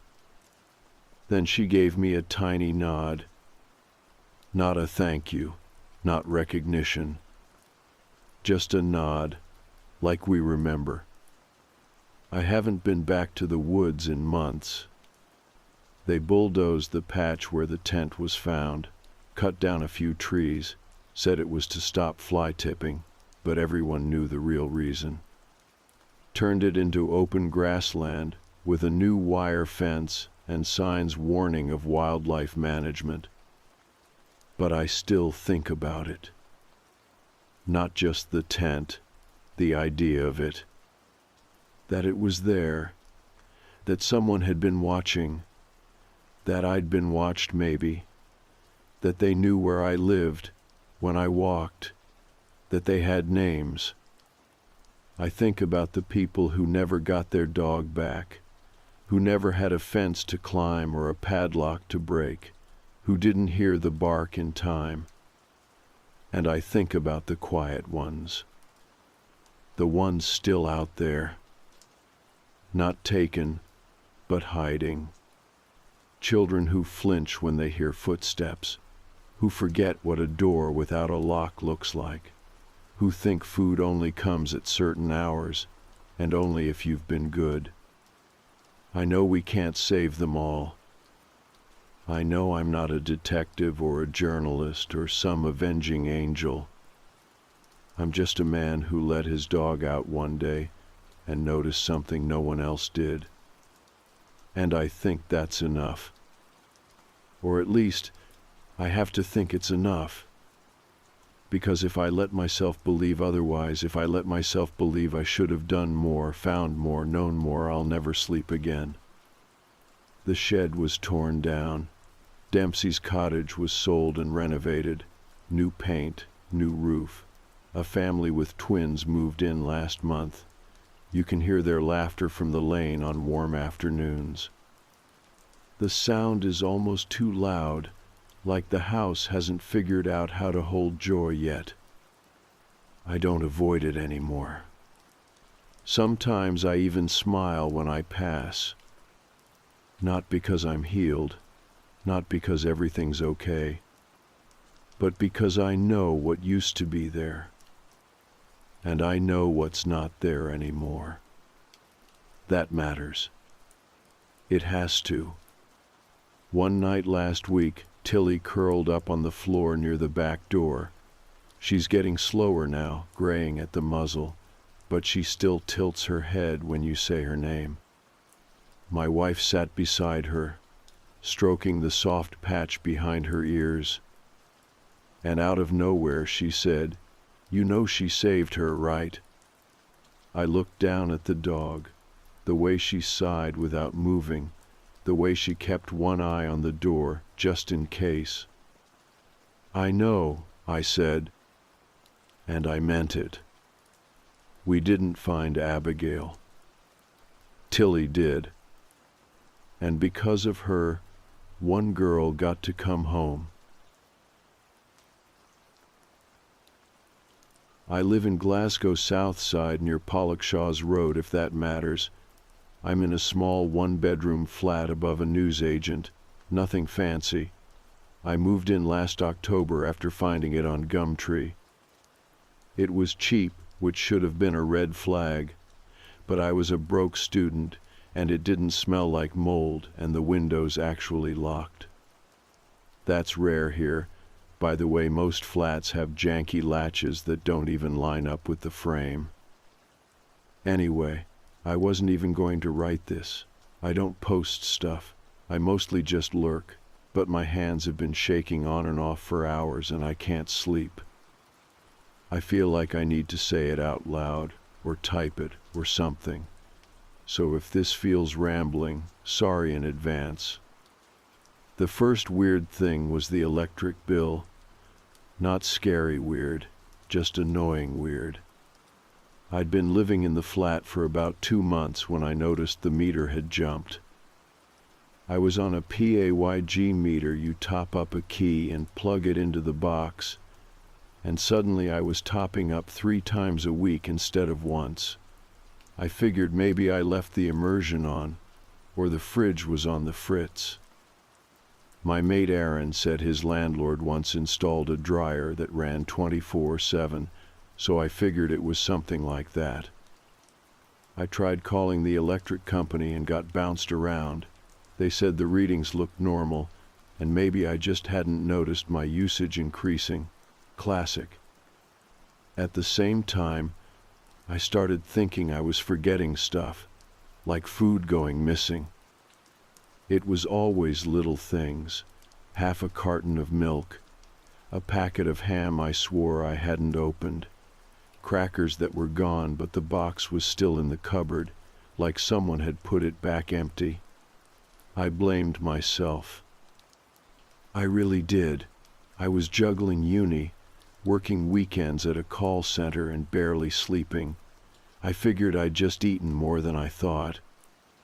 I started writing things down in a notebook just to be sure. I'd come home and write. 2 eggs left. Opened pasta sauce. 1 Mueller corner, not 2. Then I'd check it the next day. Sometimes it lined up, sometimes it didn't. Once, I found an empty yogurt in the bin, and I swore I hadn't eaten it. I even checked my clothes for dried yogurt like a lunatic. Nothing. There was one night early December where I found the bathroom window unlatched. That window only opens out about 3 inches, and it's frosted glass, but it weirded me out. It's not like I go around opening windows in winter. I chalked it up to the draft. This flat creaks and breathes like a haunted boat. Still, I locked it and made a note in my phone. Window unlocked 2:13 a.m. I wish I'd taken it more seriously. Anyway, fast forward a few weeks. It's early January now. The heating's shite, and the only way I stay warm is by wearing hoodies and running the kettle every hour. I had this habit of getting up in the middle of the night to make tea, mostly because I couldn't sleep, and the noise of the boiling water felt like company. So it's around 3 in the morning. I'd just gone back to bed from a piss and decided I wanted water. Not tea this time, just cold water. I go into the kitchen, flick on the light, and hear this sound from above me.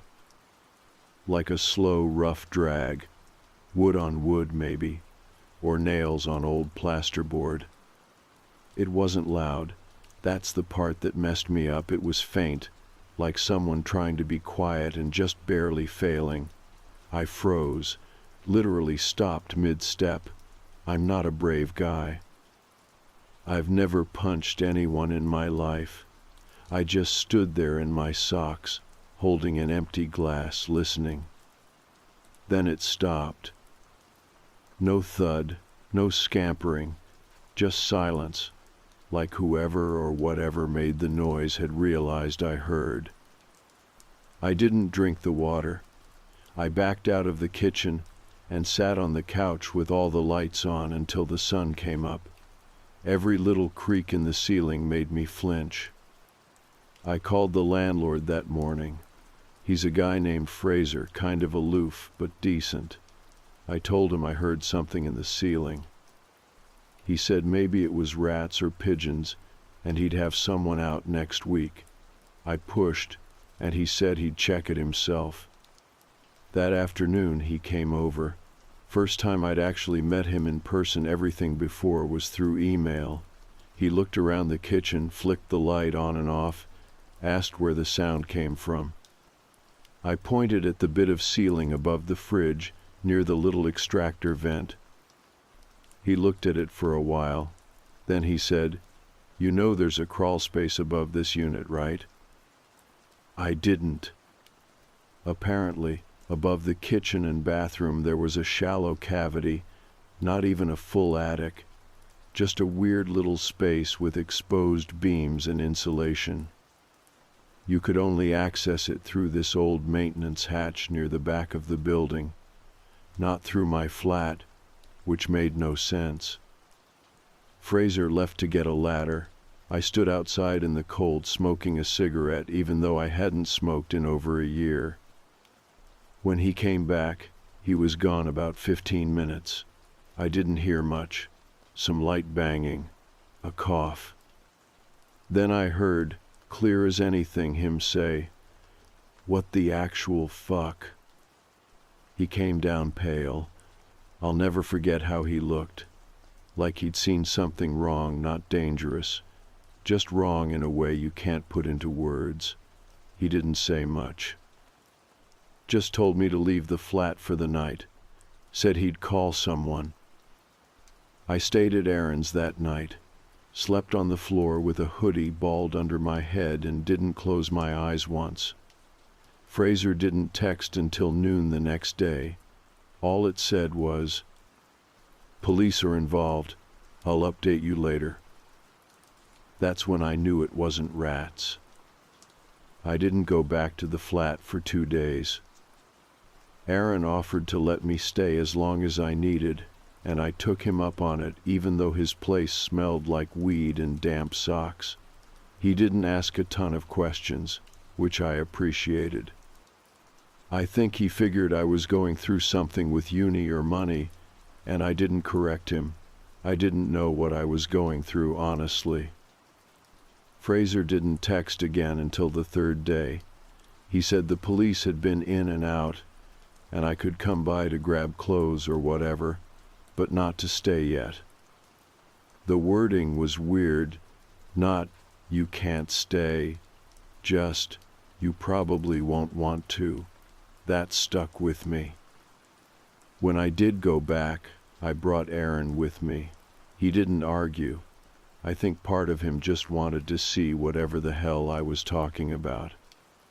The police weren't there anymore, but the hatch to the crawl space was still open, not in my flat, but down the hall, through a locked utility cupboard I didn't even know existed. Fraser met us there and handed me a key. I asked him if it was okay for Aaron to come, and he just nodded, like he didn't care anymore. He looked exhausted, like the situation had aged him somehow.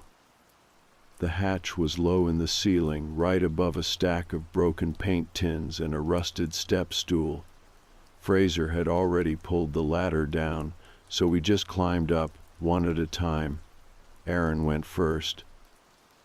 It was smaller than I expected, maybe 3 feet tall at the highest point. You couldn't stand, only crouch. The floor was covered in dusty pink insulation and random boards laid down to make a kind of walking path. It smelled like dry wood, warm dust, and something sour, not quite rot. Almost like old sweat and plastic. There was a sleeping bag pushed into one corner, the kind you buy for 15 quid at a camping store. Beside it, a crate filled with food wrappers. Lidl crisps, half-eaten flapjacks, empty Lucozade bottles. Some of them looked weeks old. Some looked like they'd been opened that week. Next to the sleeping bag was a stack of books and a black hoodie rolled into a makeshift pillow. No light, no torch, no phone charger, just stuff. Like someone had moved in, quietly, and made it work. Aaron didn't say anything for a while. He was just turning in a slow circle, trying not to kick insulation into the air. I pointed to the far corner, the one above my kitchen. That's where the weirdest part was. There was a vent not big, just one of those slatted wall covers people use to keep airflow going between rooms. Except this one had been tampered with. The slats had been pushed out, and behind them the plaster had been carved away, just enough to open a clear line of sight down into the flat. You could see right into the kitchen from up there. And depending on the angle, maybe the bedroom too. Fraser said the police had found fingerprints all around the opening, on the edges, on the beams, on the packaging of the food, but no name hits. Whoever this guy was, he hadn't been in the system. They also found a phone. That was the part Fraser hadn't told me at first. I guess he was trying to spare me. The phone was cheap, one of those basic Android things with a cracked screen and a sticky case. The police had unlocked it somehow, and what they found made the whole situation worse. There were photos, hundreds of them. Almost all of me. Some were blurry, like he was rushing. Others were sharp, like shockingly sharp, like he knew exactly how to hold still in low light. Most were taken at night. I'd be in bed, or half asleep on the couch, or brushing my teeth, not looking at the mirror. There was one of me staring into the fridge with the door open. I had no shirt on. Another one where I was mid-yawn, my head back, mouth wide open, totally unaware. They weren't violent or sexual, just observant, almost clinical. Like I was being studied. Aaron didn't believe it until Fraser pulled up the printouts. Yeah, the police gave printouts. That's how many photos there were. They couldn't just show them on a screen. Aaron stopped talking after that. We both left the crawl space quietly. I didn't want to touch anything. I felt like if I touched it, it would make it more real. Back in the flat, Fraser asked if I wanted to stay somewhere else for a while. I said yes. I don't even know if I answered out loud, but he seemed to get the message. He said he'd refund my rent for that month, maybe more. Said he was as horrified as I was, and I actually believed him. I packed a duffel bag, just basics: underwear, charger, laptop, one hoodie. I couldn't bring myself to open the wardrobe. I didn't want to know if he'd touched my stuff. I didn't want to feel it. Aaron and I got in his car and drove without talking. Once we got to his, I sat on the edge of his bed and looked down at my hands. They were shaking again, not from cold.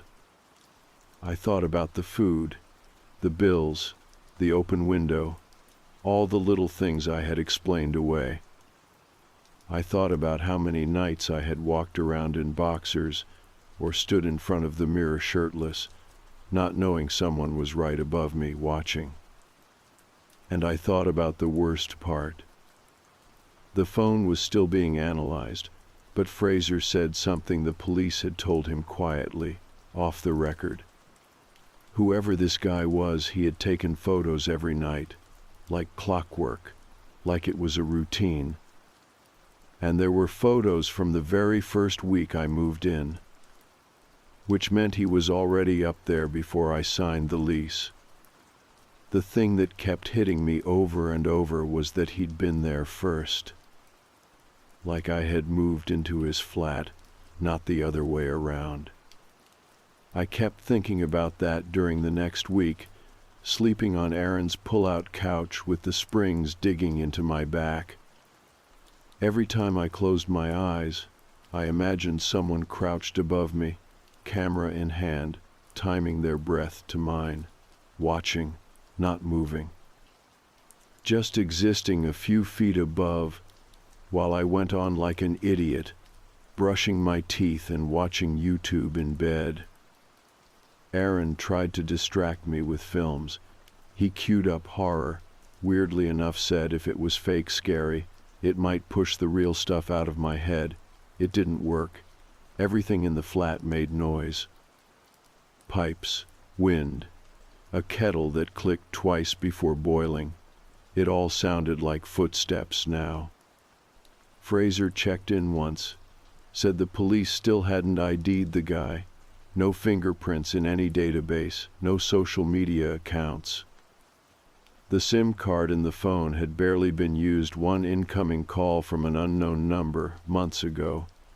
No texts, no Wi-Fi logins, no names. It was like he'd dropped into the crawl space from thin air. They brought in forensics to estimate how long he'd been up there. The guess was between 6 and 8 weeks based on food rot and the buildup of skin cells and hair near the sleeping bag. 6 weeks. That's nearly 2 months of him living above me, unnoticed. I started going back through my own messages, notes, photos, anything that might show something I missed. There was one thing, something I almost forgot. It was this photo I took in November, a random selfie in bed. I'd posted it to a private story on Instagram, just a dumb night-night post with messy hair and my face half in the pillow. But when I zoomed in, and I mean really zoomed in, you could see something in the vent behind me. A shape, just a shadow maybe, but too symmetrical, like a face pressed close to the slats. I stared at it for a long time, trying to convince myself it was nothing. I didn't show Aaron. I didn't delete it either. Eventually, I had to go back to the flat. Not to stay, just to meet with the detective assigned to the case. She wanted to walk me through some things. I asked Aaron to come, but he had work. So I went alone. It felt like walking into a memory someone else had lived. The flat smelled different now, stale and cold, like nobody had exhaled in it for a while. The kitchen light flickered once before staying on. I didn't go near the fridge. Detective McEwen was already there, sitting at my little table with a notepad and one of those black fleece jackets zipped up all the way. She stood when I came in and shook my hand. Firm grip, quiet eyes. She said they hadn't found any new evidence, but she wanted to ask me some follow-up questions about routine, habits, visitors. I answered everything as best I could. Then she asked something strange. "Do you ever sleepwalk?" I blinked. "No, never." She nodded, scribbled something and said, "Did you ever wake up somewhere other than your bed?" "No," I said. But even as I said it, a memory surfaced, one I hadn't thought about in weeks. There was one morning, late November, where I'd woken up on the floor. I thought I'd rolled out of bed, maybe while dreaming. My hip had a bruise, and my duvet was half under the bed. I didn't think much of it at the time, figured it was just one of those weird sleep things. I told her that. Her eyes didn't move. "Anything else like that?" I shook my head. She scribbled again. Then she asked if I'd ever had sleep paralysis. That one hit harder. I have, actually, once or twice. Always the same. I'd wake up, totally frozen, with this feeling like someone was in the room, watching, just out of sight. I told her about one time in particular, maybe a month before all this. I woke up flat on my back, eyes open, and couldn't move for what felt like forever. I could feel someone near the bed. I was convinced if I looked I'd see them. But eventually, I snapped out of it. There was no one there, or so I thought. She asked if that was the only time I'd had that sensation since moving in. I said yes. Then she said something that made my skin crawl. "We found partial prints on your bed frame." I stared at her. "You mean mine?" "No," she said. "They weren't a match for you." I couldn't breathe for a second. She explained, calm, methodical, that whoever had been up there had likely come down, at least once, probably more. That the vent might not have been his only way of seeing me. That they'd found signs of movement near the loft hatch inside the building, little scuffs and chips that didn't match the old paint, like someone had been quietly opening and closing it, maybe at night, maybe while I slept. I didn't say anything. My throat felt tight. She gave me her card, said I could call any time, then she left.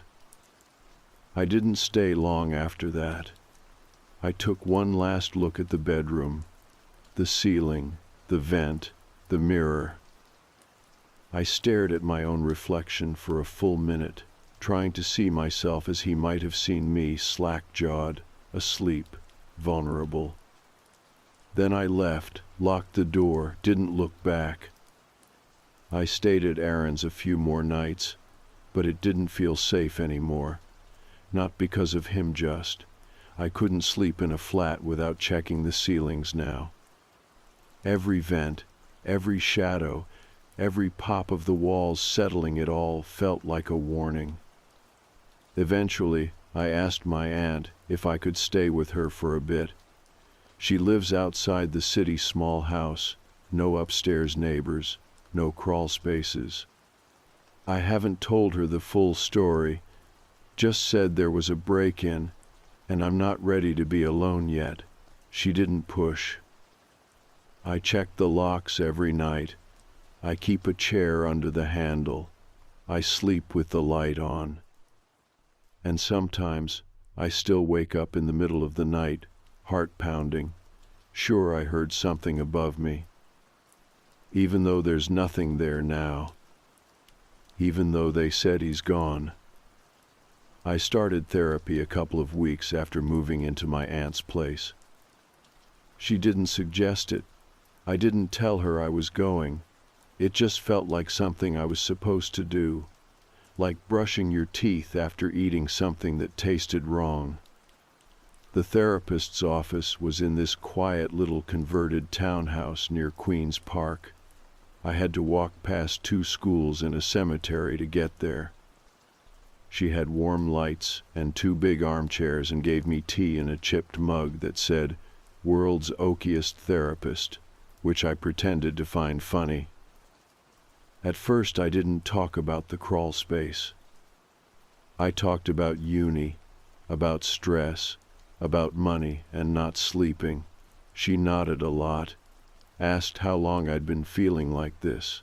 I lied, said, a few weeks. It had been longer. Eventually I told her what happened. I didn't use dramatic words. I said someone had been living in the ceiling above me, that he watched me while I slept, that the police found his things, and that they still didn't know who he was. She just blinked slowly and asked how that made me feel. I didn't answer right away. I remember staring at the mug in my hands and thinking, I don't feel anything yet. It was true. I was still floating, like none of it had really sunk in, like it had happened to someone else, and I just got stuck with the cleanup. I wasn't scared anymore. I wasn't even angry. I was just wrong, off tune, like a guitar string too tight. The only thing that felt real was the phone. I hadn't seen it myself, but I thought about it constantly. Fraser told me they'd found over 400 photos in total, all of them time-stamped, almost all taken between midnight and 5 in the morning. That meant he wasn't just watching, he was waiting. Planning. One of the officers said it looked like the man had a system, that he might have set alarms, quiet ones, to wake up, take the photo, go back to sleep. That messed me up more than anything. Because it wasn't impulsive. It wasn't even compulsive. It was routine. There's this one night I keep coming back to. It was maybe my 3rd week living in the flat. I remember it clearly because I couldn't sleep and ended up watching videos on my laptop until nearly 5 in the morning. I had headphones in, volume low, but I kept seeing something out of the corner of my eye, just flashes, like a light source shifting.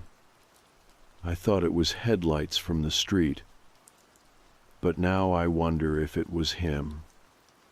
Adjusting his phone, trying to get a better angle. Maybe I ruined his usual timing. Maybe I stayed up too late and he had to wait, crouched in the ceiling like some kind of sick time-lapse photographer.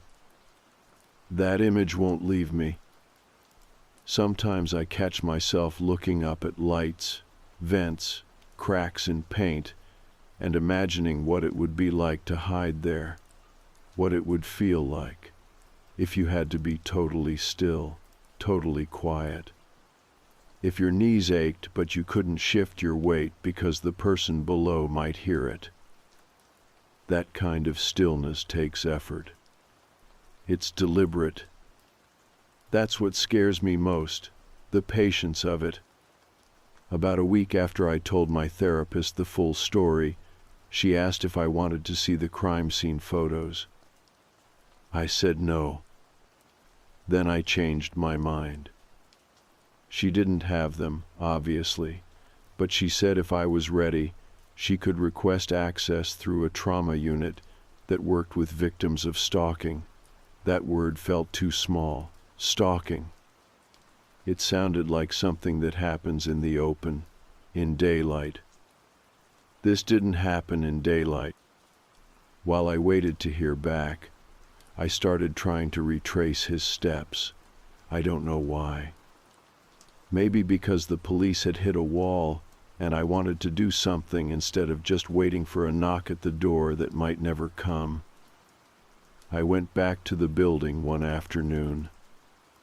Not to stay, just to walk the outside, get a feel for the structure, figure out how someone could get in without being seen. There was an alley behind the flats. Most people didn't know it was there unless you lived in the building. It ran between the newsagent and the neighboring takeaway, blocked by an old metal gate that was always propped open with a brick. I followed it all the way back. There was a rusted ladder behind a skip bolted to the brick. It led to a small fire escape platform that looked half collapsed. From there, I could see the window to the utility cupboard, the one with the crawlspace hatch. It didn't have bars. It wasn't even locked. Just one of those flimsy twist latches. That's how he got in. That's how long it would have taken. Climb the ladder, pop the latch, crawl in, shut it behind him. 5 minutes, tops. I don't know why, but I stood there a long time, just staring at that window, listening to the hum of the takeaway's fridge unit, the distant slam of a bin lid. At one point, a pigeon landed near my foot and didn't even flinch when I moved. I think I wanted to feel something, fear, maybe, or clarity. But all I felt was cold. That night, I had another sleep paralysis episode, first one in weeks. It hit hard, worse than before. I woke up flat on my back in my aunt's spare room, mouth dry, lungs locked, couldn't move, couldn't blink.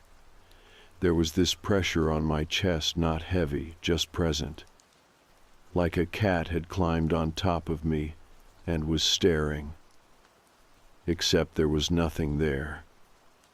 Nothing I could see, anyway. When I finally snapped out of it, I sat up gasping. My aunt came in. She said she heard something like furniture scraping. I said it was probably me. Probably the bed frame. I didn't tell her what I saw right before I could move again.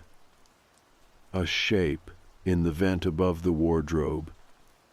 Just for a second. Gone when I blinked. I checked the ceiling the next morning. No vent, just solid plaster, no way in. Still, I stood on a chair and knocked. I don't know what I expected. Maybe nothing. Maybe him. The detective called me again. It was a quiet Tuesday morning, and I'd just made toast I wasn't going to eat. I was sitting at my aunt's kitchen table in a hoodie I'd been wearing for 3 days when the call came through. I almost didn't answer. The number looked vaguely familiar, and I was so tired I thought it might be a scammer. But I picked up, and it was Detective McEwen. Her voice was calm, like always. I think that's what made it worse. She said they had an update, a possible lead, something about metadata from the photos on the phone. I didn't understand half of it, and I told her that. She said it was complicated, but what mattered was this. They'd found geotags on some older files. Not the photos of me, those had location data wiped, but earlier images, ones taken before the man ever entered my flat. They matched a town in Fife, about an hour and a half from Glasgow, a place called Burntisland. The police had already sent someone up to check. The address was an abandoned row house that used to belong to the man's presumed family. The records were messy, no recent tenants, no one on the lease, nothing official in over a decade. But there were signs someone had been there, squatting, living rough. Candles burned low on windowsills.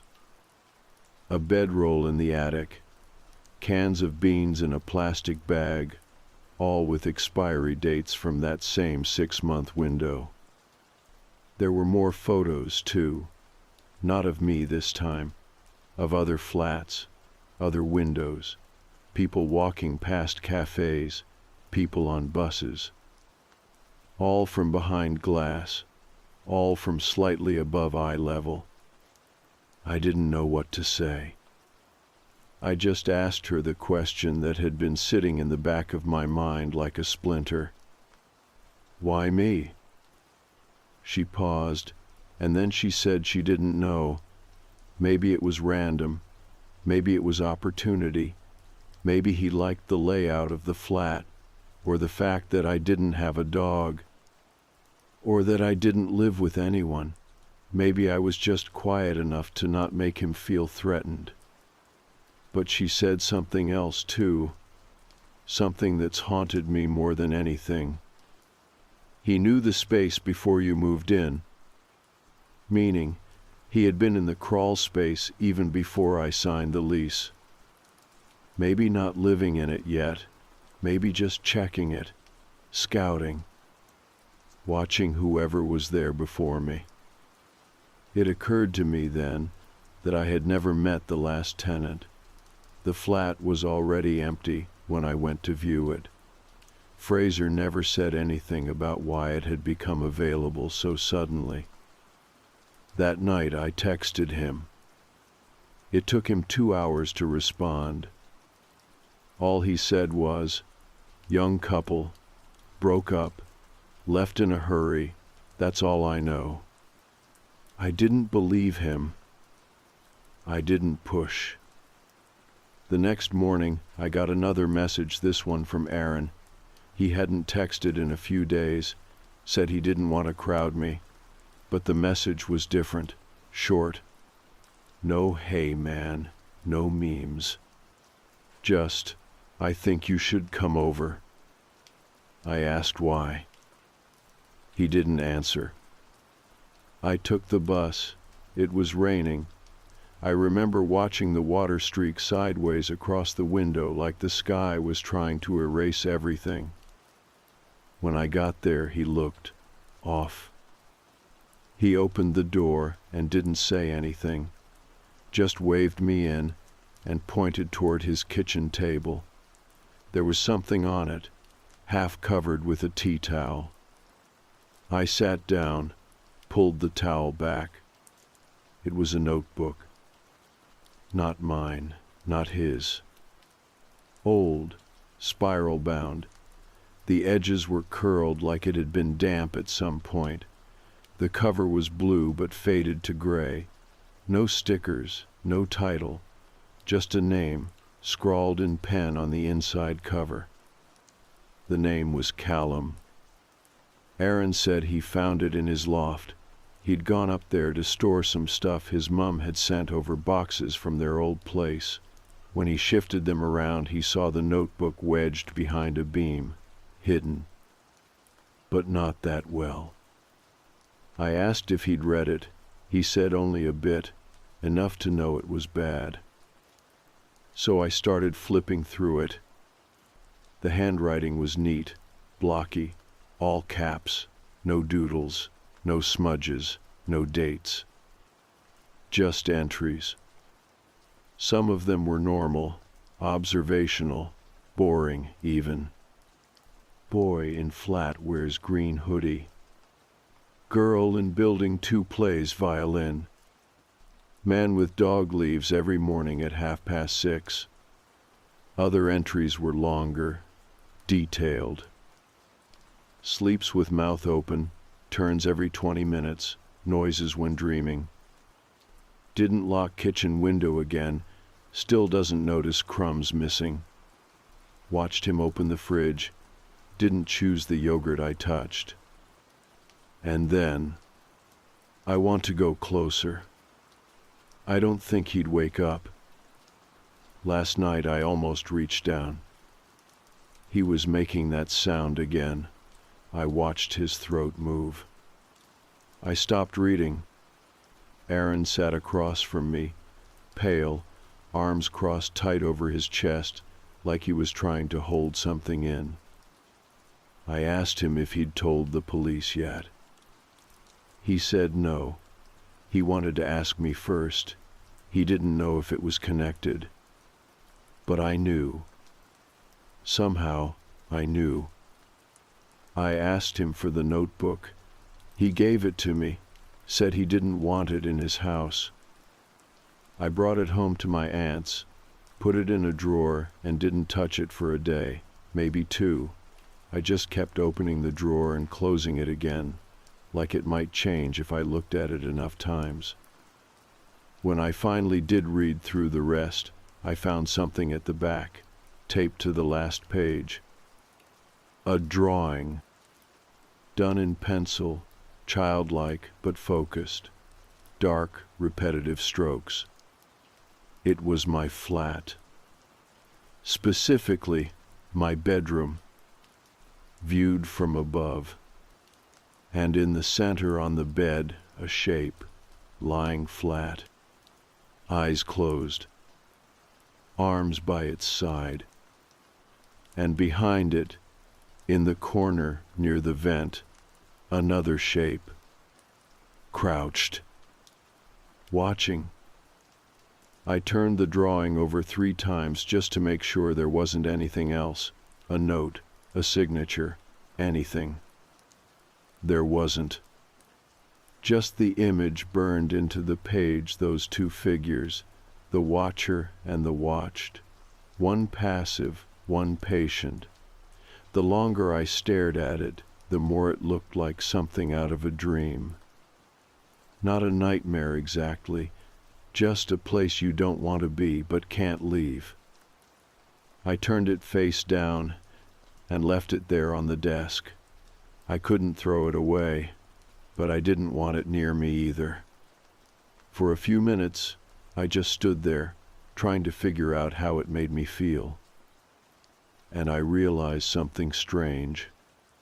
I wasn't scared. Not anymore. I was tired.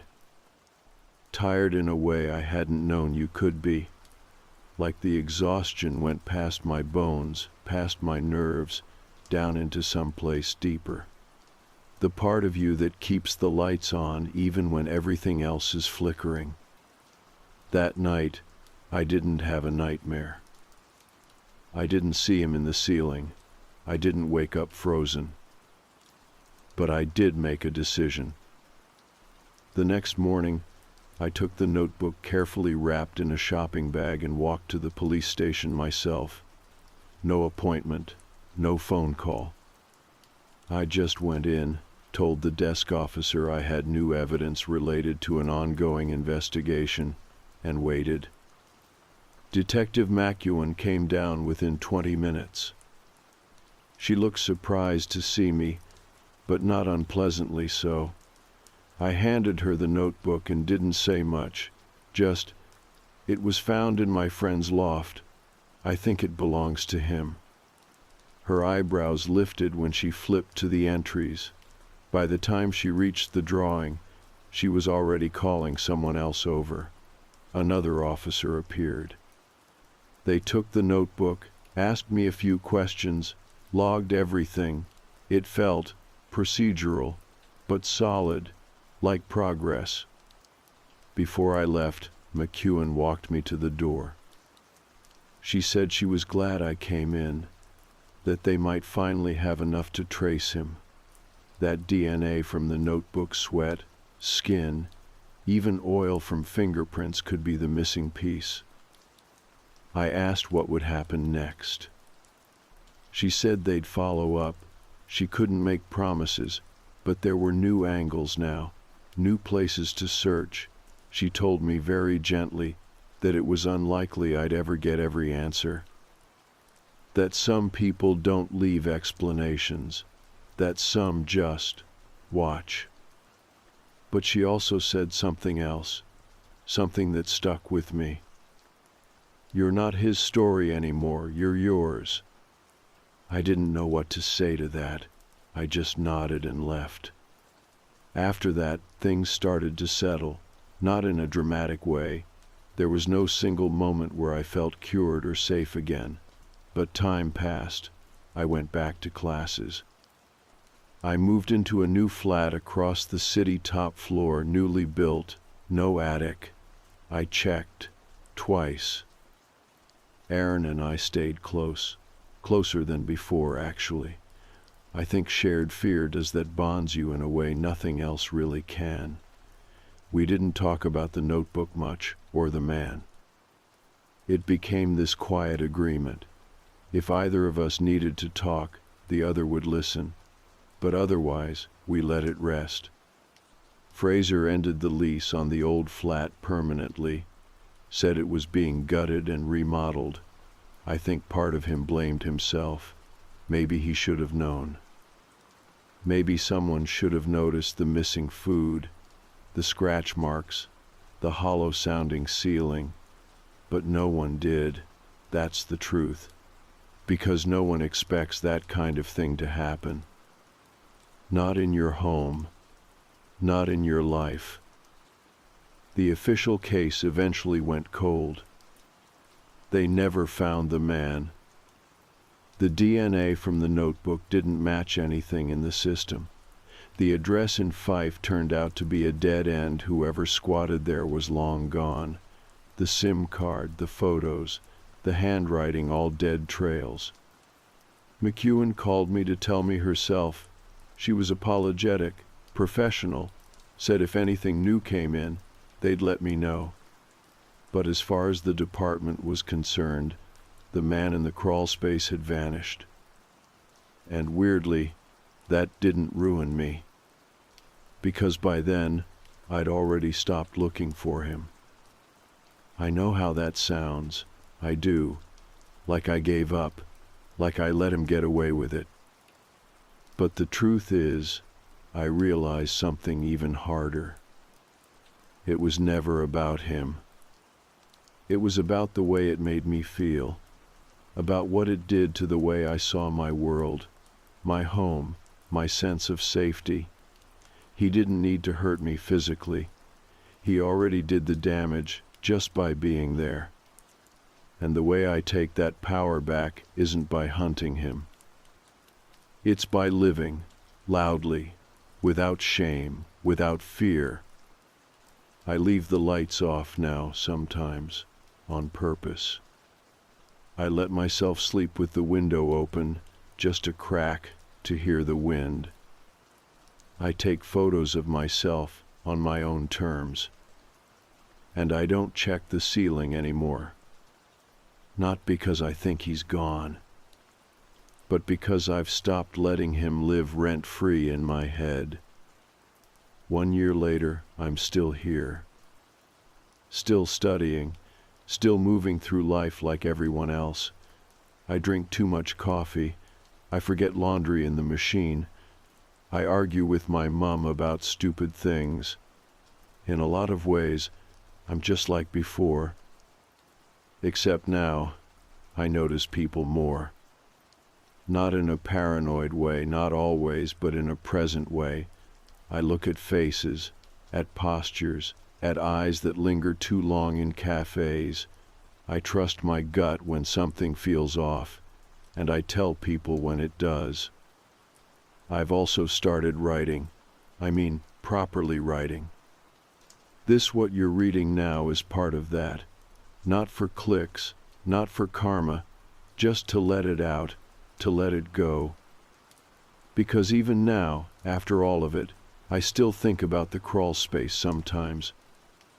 I think about the silence above my head, the vent, the notebook, the drawing, and I wonder what he saw, night after night, as he crouched in the dark and watched me sleep.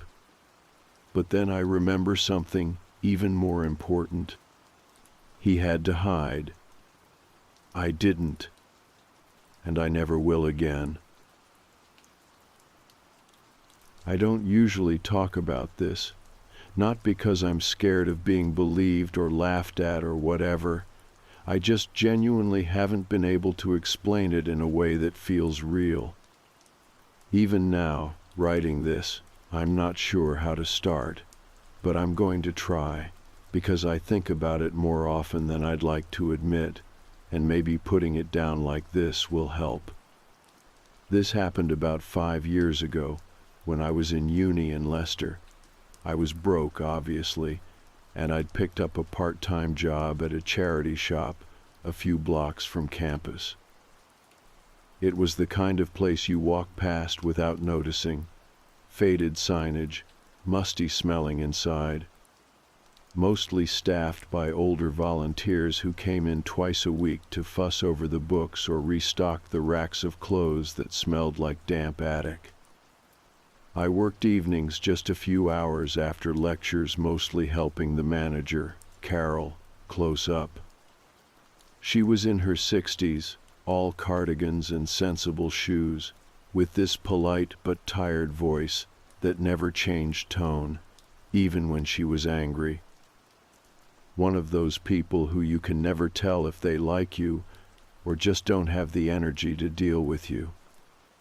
Anyway, on my first shift, Carol gave me the usual tour till donation sorting, fire exits, all that. We passed a narrow staircase in the back hallway, door at the bottom with a chain lock across it. I asked what was up there.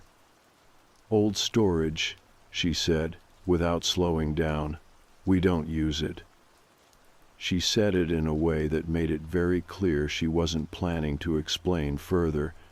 I didn't push it. I figured maybe it was dangerous, structurally unsound, or maybe there was old inventory or asbestos or something. Old buildings always have that one weird off-limits area. The shop itself was quiet. Barely anyone came in past 5. I'd spend most of my shifts tidying, pricing books, or rearranging the cluttered front window to look seasonal. I didn't mind. I needed the money, and I liked the quiet. Until I started hearing the noises. It began with a thud, a single loud, heavy thump from directly above the ceiling. I looked up, thinking maybe something had fallen, but Carol was standing near the register and didn't react at all. I asked her if she heard that. She said, "Old pipes. You'll get used to it." But it wasn't the pipes. Over the next couple of weeks, I heard more, a dragging sound, like something heavy being pulled slowly across the floor above, a shuffle. Once, a series of light taps, like someone knocking not hard, just deliberately. It always came from the ceiling, always in that same spot just beyond the stairs behind the chain-locked door. I brought it up again once. Carol looked at me for a long second and said, "That part of the building's not used. Ignore it." And that was it. So I tried. But then came the whispers. Not words, just breath and tone, like someone having a conversation just too low to catch. It never lasted more than a few seconds. I'd pause, look up, and it would stop. One night, I was closing alone. Carol had left early for a doctor's appointment. The front shutters were down. I was tidying the back racks when I heard it again dragging, louder this time, followed by 3 solid thumps. I froze. Then I heard movement on the stairs. Not footsteps, just a weight shifting, something heavy but slow. I walked down the back corridor and stood in front of the door. The chain was still on. The door itself was plain wood, old, with paint flaking around the edges.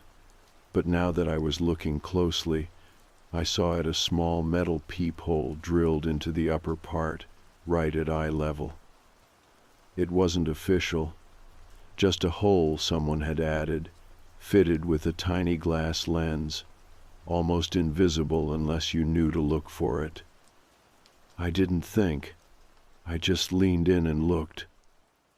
The room on the other side was small, bare walls, cracked paint, a single grimy window at the far end, covered by something, maybe a sheet or curtain.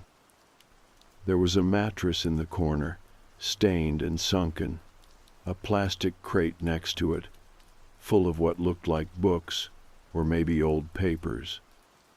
And in the corner facing the wall, a woman, thin, pale, knees drawn up to her chest, wearing what looked like a hospital gown or a very thin dress, impossible to tell in the dim light. She wasn't moving. Then slowly she turned her head and looked directly into the peephole, like she'd been waiting. Eyes wide, not afraid, just locked on, focused, like she'd been staring at that spot all day, knowing someone would eventually look. I stumbled back so fast I hit the opposite wall. The air felt colder somehow, like the whole hallway had dropped in temperature. I didn't open the door, didn't call anyone. I just left, didn't even cash out the till. I locked the front as fast as I could and walked home with my heart hammering in my ears. The next day, I showed up for my shift expecting something police tape, news, a boarded-up stairwell. But everything was normal. Too normal. Carol was behind the counter. She didn't mention anything. I tried to act the same, though I could barely meet her eyes. When I worked up the courage to go look again, the chain was gone. The door was painted over. Same color as the hallway now, fresh, slightly glossier.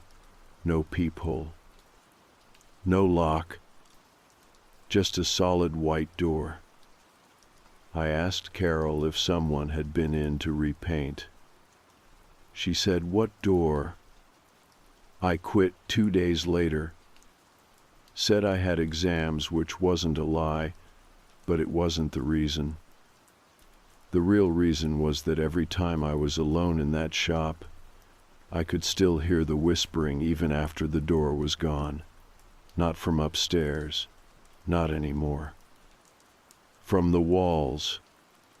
It's been years, and I still think about the door. Not every day, not even every week, really. But there are certain things that bring it back, sounds mostly, dragging furniture above me. That specific kind of silence you only get in older buildings, where the air just feels like it's holding something. Sometimes I'll catch a whiff of dust and old paint and I'm right back there, standing in the hallway with my eye pressed to the peephole. And lately, it's been happening more. I think it's because I went back. Not on purpose. I wasn't trying to chase anything down or get closure. I was just walking through the city center, and before I realized it, I'd turned down that same little side street.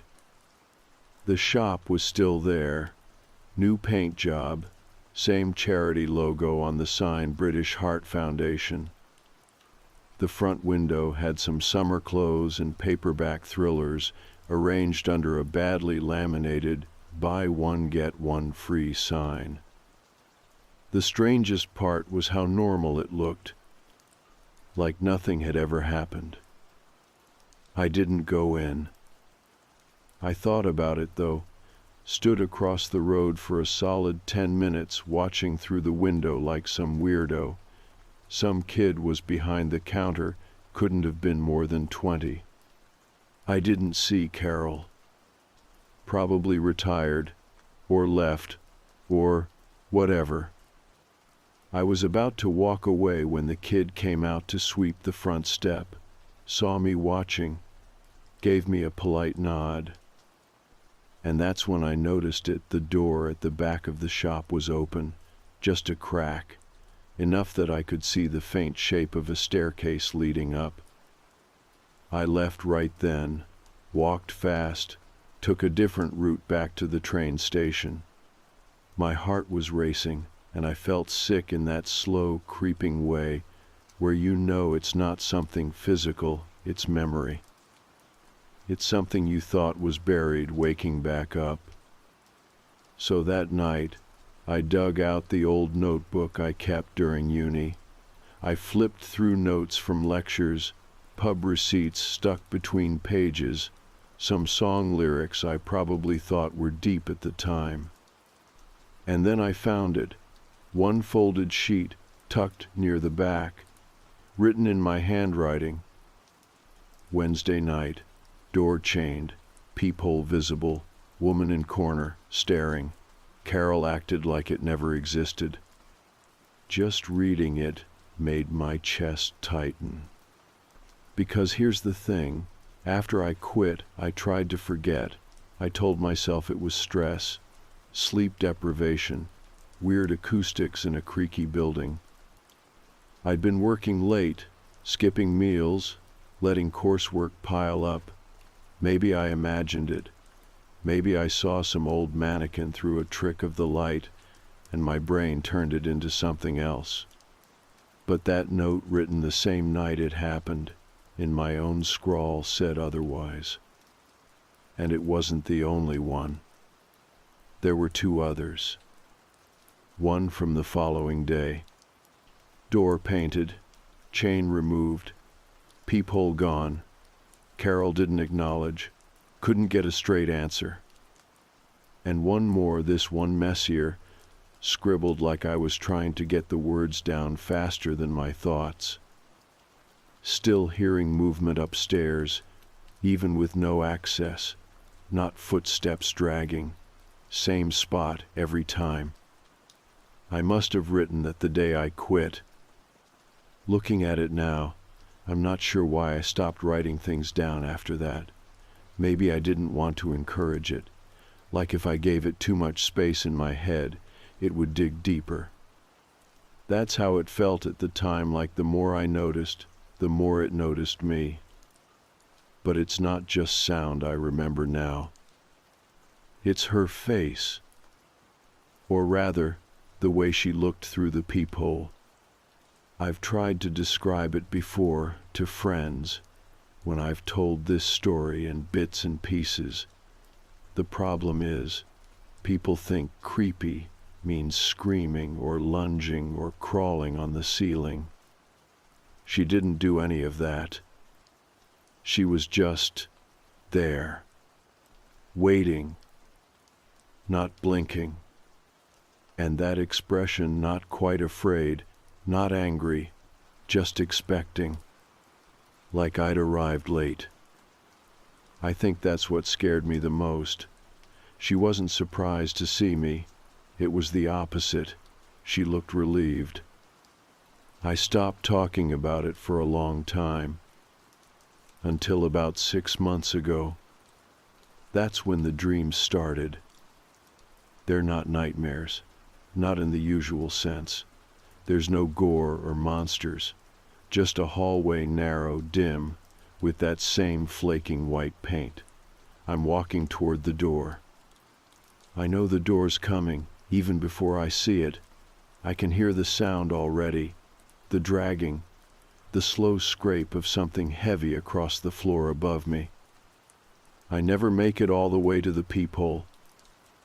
I always wake up just as I reach for it. I told myself it was just stress. I've been working a lot, not sleeping great, old memory resurfacing. But last week I had the dream again, and this time I saw something new. Not the door, not the woman. The books, the crate in the corner, the one next to the mattress. I never really focused on it before, but in the dream I could see one of the covers clearly. It was green, hardcover, cracked spine. The title, or what I remember of it, said something like, "For the Observers."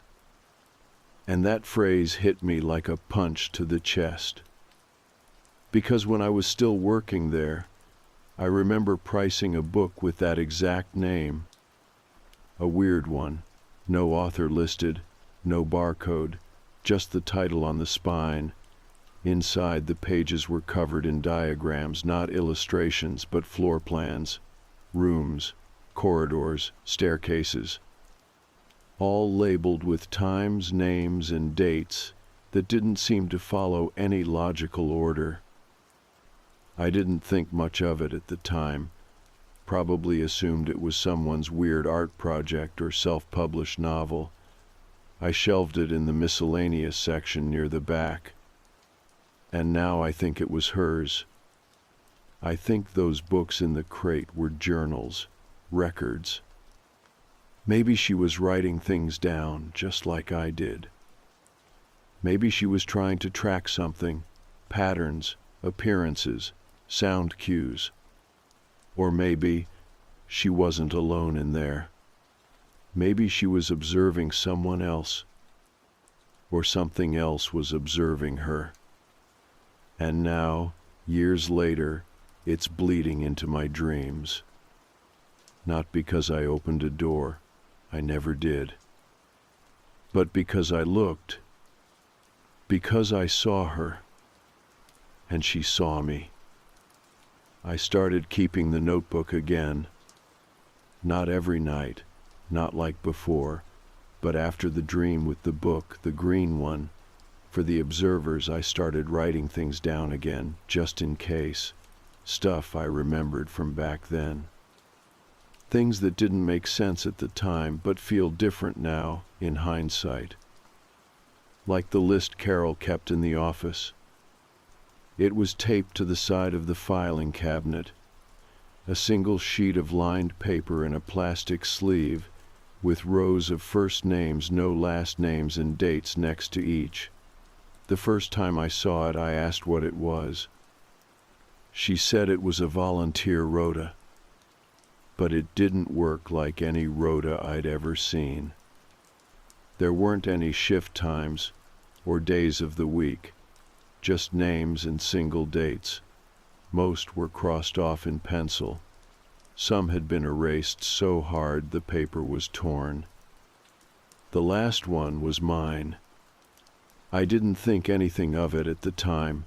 I just assumed Carol had her own way of keeping track of shifts. But now, looking back, I don't think it was about shifts at all. I don't think it had anything to do with the shop floor.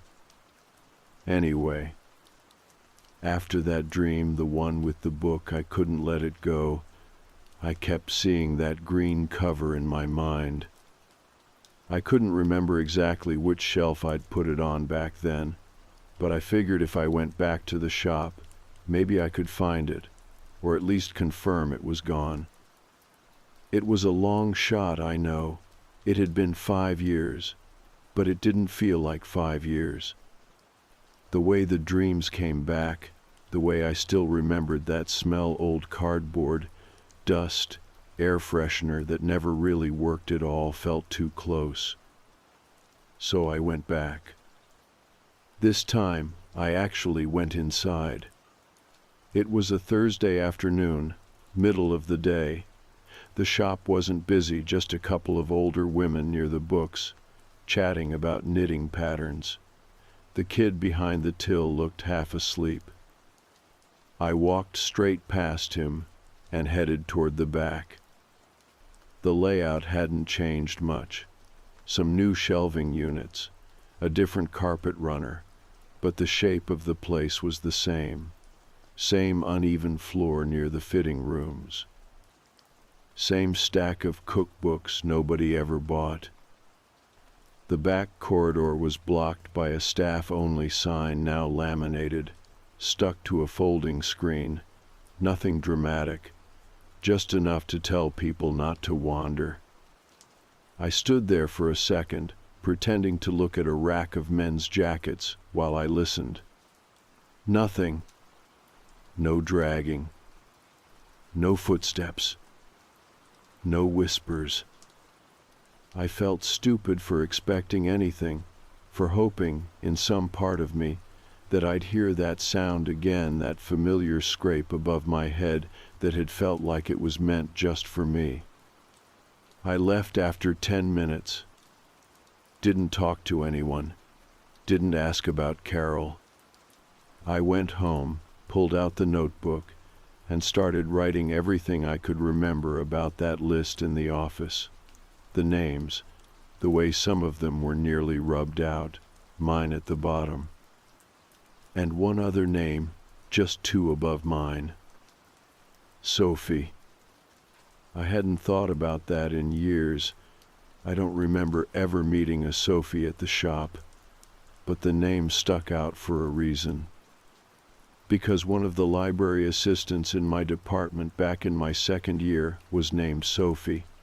She stopped showing up around the same time I quit the shop. Nobody made a big deal out of it. I think people assumed she dropped out or transferred. We didn't know her well.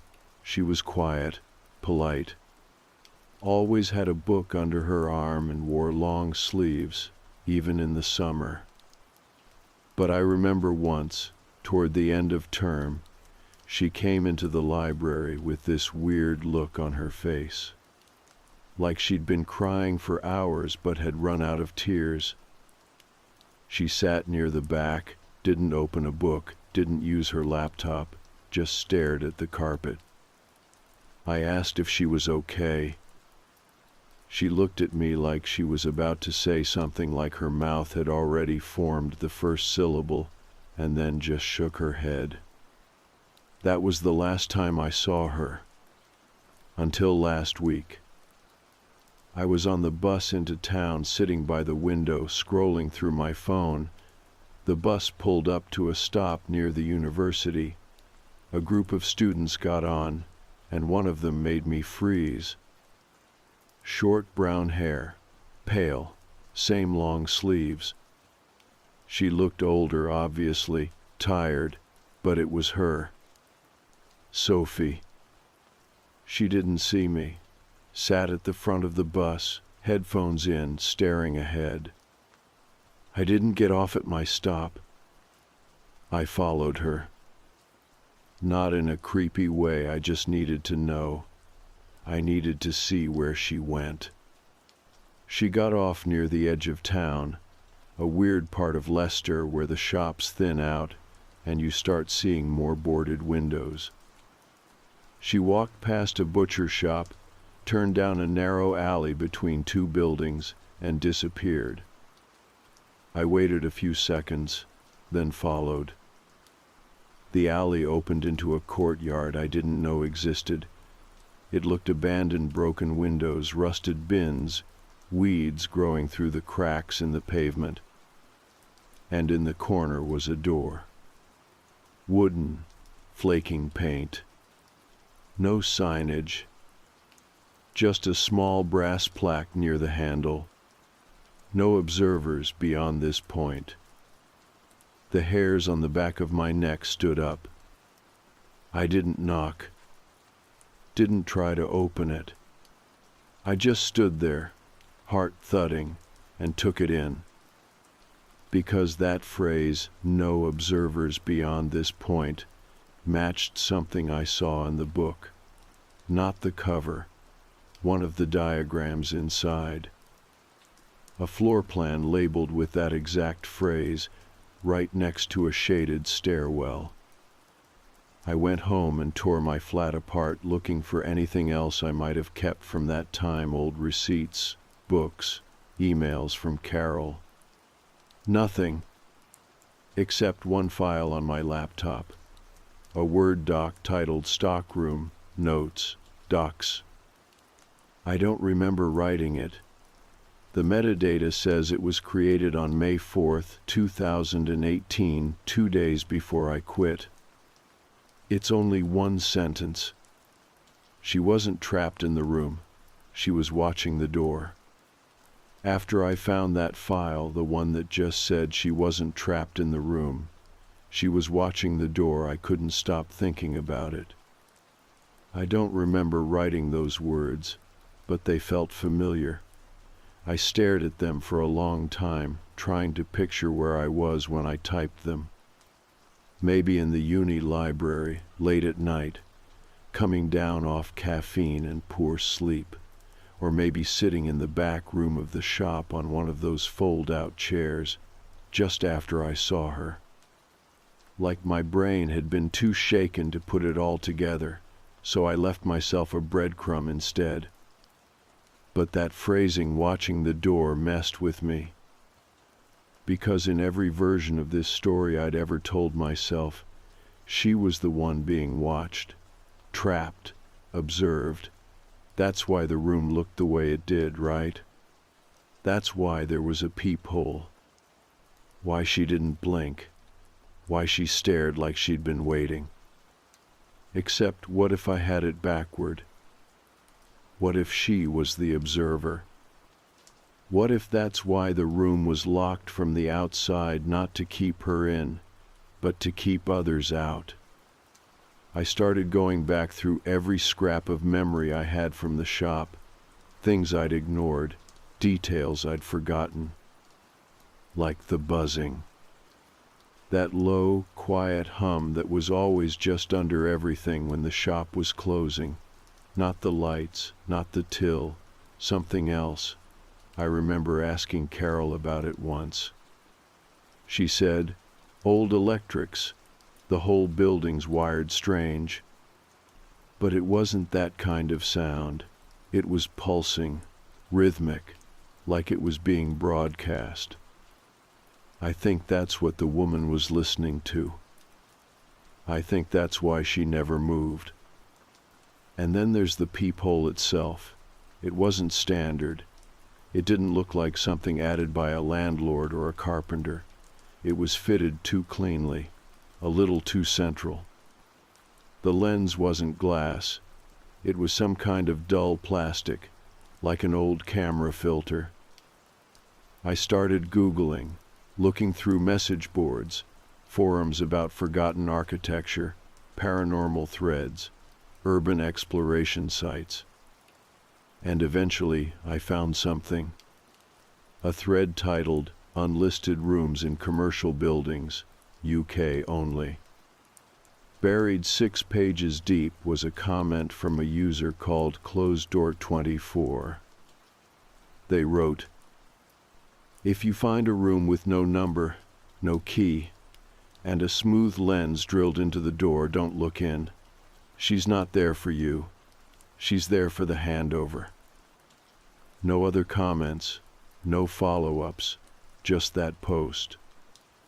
I clicked the user's profile. Inactive. Last seen, May 6th, 2018. 2 days after I quit the shop. I started to feel like this wasn't just about the room anymore. It wasn't just some isolated event in my life. There was a pattern, and I'd stepped into it without realizing. I needed to know more. So I did something stupid. I went back to the courtyard. the one where I saw Sophie disappear. It took me an hour to find it again. The turnoff from the main road looked different in daylight, smaller, narrower. I walked past it twice before I recognized the red graffiti on the bin. The courtyard was empty this time, no one around.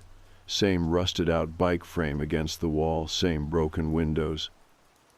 The door with the brass plaque was still there. I walked up to it. Knocked once. No answer. I pressed my ear to the wood. Silence. Then very faintly that low humming again, like an old transformer behind a wall, constant, buzzing under everything. I reached out and tried the handle. It turned. The door swung inward a couple of inches, groaning on the hinge. I didn't go inside.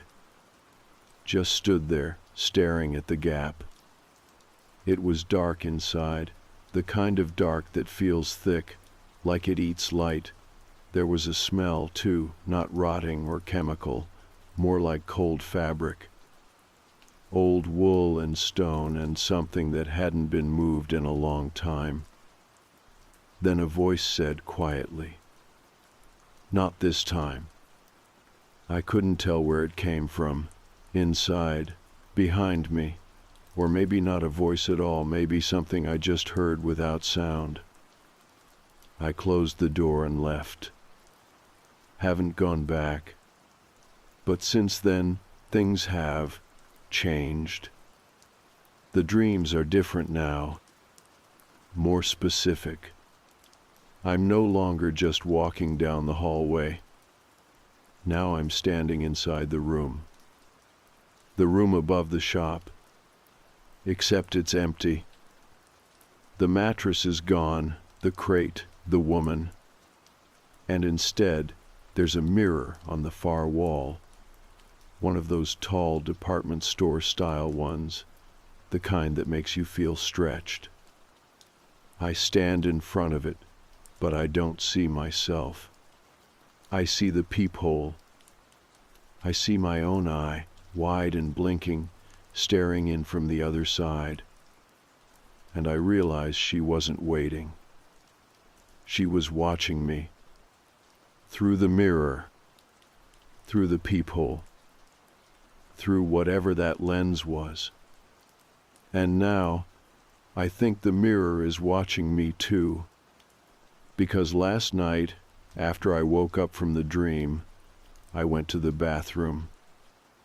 Stared at myself in the mirror for a long time. Nothing weird happened. But as I turned off the light to leave, I swear I saw my reflection blink half a second too late.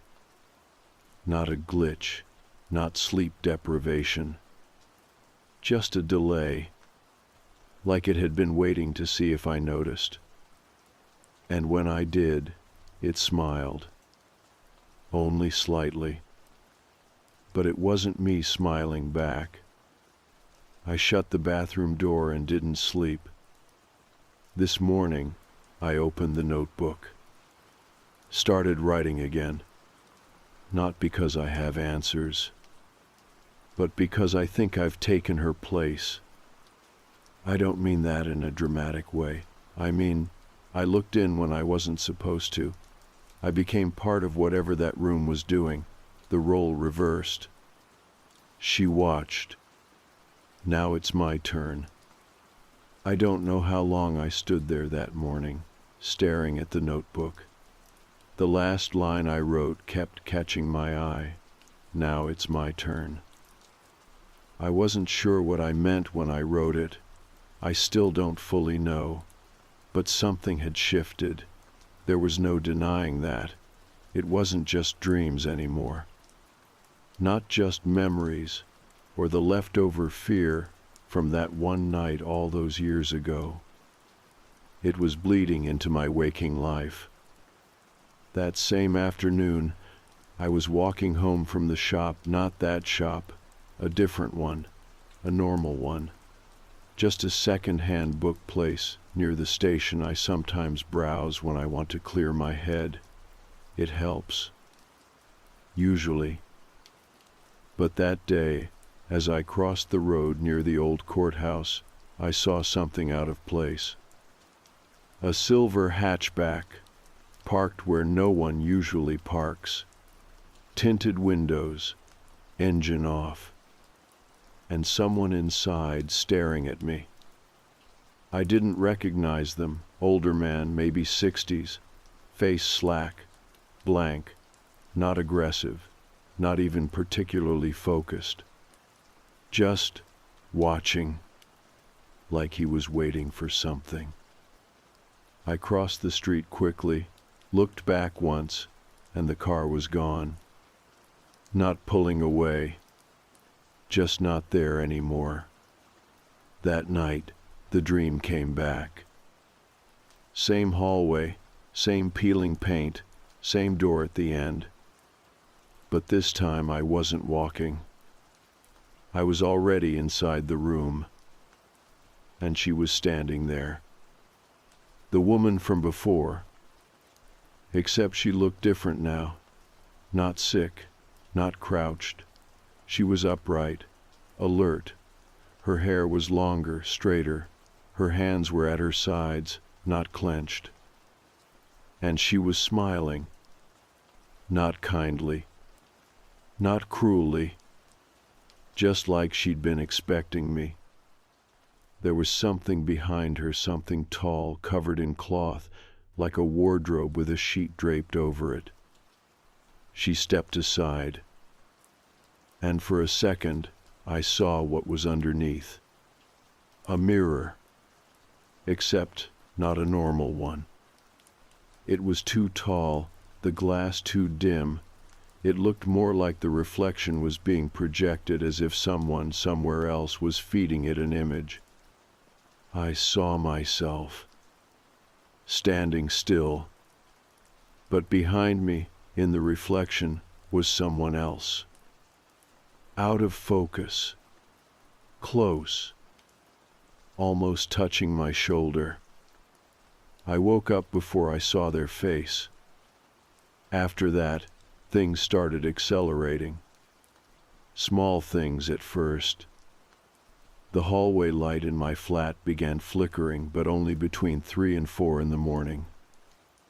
Every night, my phone began recording voice memos by itself, short ones, 5-10 seconds max. Just static. Except one night, I played one back and heard something. A voice, low and close, whispering, "Don't let it close." That was it. I didn't sleep for the rest of the night. I started locking every door in the flat, cupboards, closets, the bathroom, even when I wasn't in it. Not because I thought anything would come through them, but because I was afraid something might not be able to. And I didn't know which was worse. The dreams didn't stop, but they changed, became more fragmented, like flashes, details out of order. I'd be looking through the peephole again, except the room on the other side was my flat.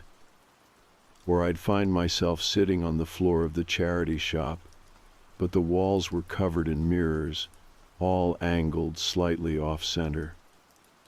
Every reflection showed me in a different position, and in some of them, I wasn't alone. There was one dream I can't shake. I was in the back hallway of the shop. The door was gone, not painted over, just not there. Instead, there was a tall alcove filled with books, and on the spines, I saw names. Mine, Carol's, Sophie's, others I didn't recognize, all arranged chronologically. At the end of the shelf, there was a gap, just enough room for one more. Then a book fell off the shelf by itself and landed open at my feet. Inside, a floor plan. The charity shop. Except every wall had a second line just inside the first, like a double layer. Rooms behind the rooms. Walls behind the walls. And in one corner, written in red ink, she never left. She just learned to look out. When I woke up, I was sitting in the living room with my coat on. Shoes laced. Keys in hand. I hadn't planned to go anywhere. I hadn't even remembered getting up. But part of me knew exactly where I was about to go. Back to the shop. The real one. I didn't even hesitate. I left the flat, walked through the dead silent streets of Leicester at 4:30 in the morning, and made it to the back alley behind the shop just before sunrise. The courtyard was just how I remembered, except now the door wasn't closed. It was ajar. No plaque. No locks. Just open, like it had been waiting for me to stop being scared. I stepped inside. No lights. No stairs. Just one room. The same room. The one from the peephole. It smelled like dust and time and fabric that had never fully dried. The mattress was back. The crate of books. The mirror in the corner. And in the mirror, not my reflection. Not hers. Something else. Watching. Just watching. I didn't go further. Didn't speak. I just stood there for a minute, waiting for something to move. Nothing did. Then from behind me, a voice, a child's voice this time, said, "You've seen enough. We don't need you anymore." I turned. No one was there. When I looked back at the mirror, it was just a mirror again. Just me. Pale. Shaking. Alive. I left. That was 3 nights ago. Since then, no dreams. No humming. No whispers. The notebook has stayed closed. And for the first time in weeks, I feel like I can breathe again. But I haven't gone near a mirror. Not even once. Not because I think I'll see her, but because I'm afraid I won't. Because the only thing worse than being watched is being forgotten. It's been 2 months since I went back to the shop. 2 months since I stepped inside that room for the second and last time. I haven't had a single dream since. Not about the hallway, not about the mirror, not about her. For the first few nights after, I slept with all the lights on, kept the telly going in the background, woke up to every sound. My nerves were so tightly strung, I could hear the fridge humming like it was whispering. But then the silence stayed. And silence, when you've been living in noise for that long, feels almost cruel. It's like when someone's been shouting in your face for hours and suddenly walks away. You don't feel relief. You feel exposed. You wait for them to come back, louder. But nothing came.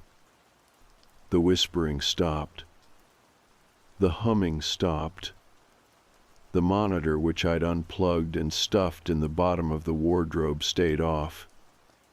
And slowly, my body stopped bracing for something I couldn't name.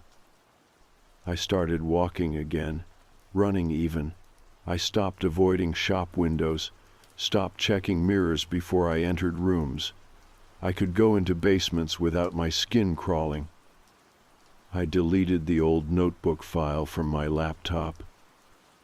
Not because I didn't believe what happened, but because I didn't need it anymore. Some things don't need to be reread. They just need to be let go. But there's still something I haven't talked about. Something I haven't told anyone. Not here. Not even in the early drafts of this post, when I was still trying to write like someone with answers. It's about what I saw on the mirror. The first time, back when she was still crouched in the corner, and I was just a uni student trying to scrape together enough hours to pay rent. I've always said she stared straight at the peephole, right? Locked eyes with me, like she'd been waiting. But that's not entirely true. Because if I'm honest, really honest, she wasn't looking directly at the peephole. She was looking just past it, at something over my shoulder, at someone. I never turned around. I was too scared. I backed away and convinced myself it was just her gaze, her intensity that got under my skin. But I know what I saw now. And I think whoever or whatever was standing behind me that night didn't follow me home. I think it stayed.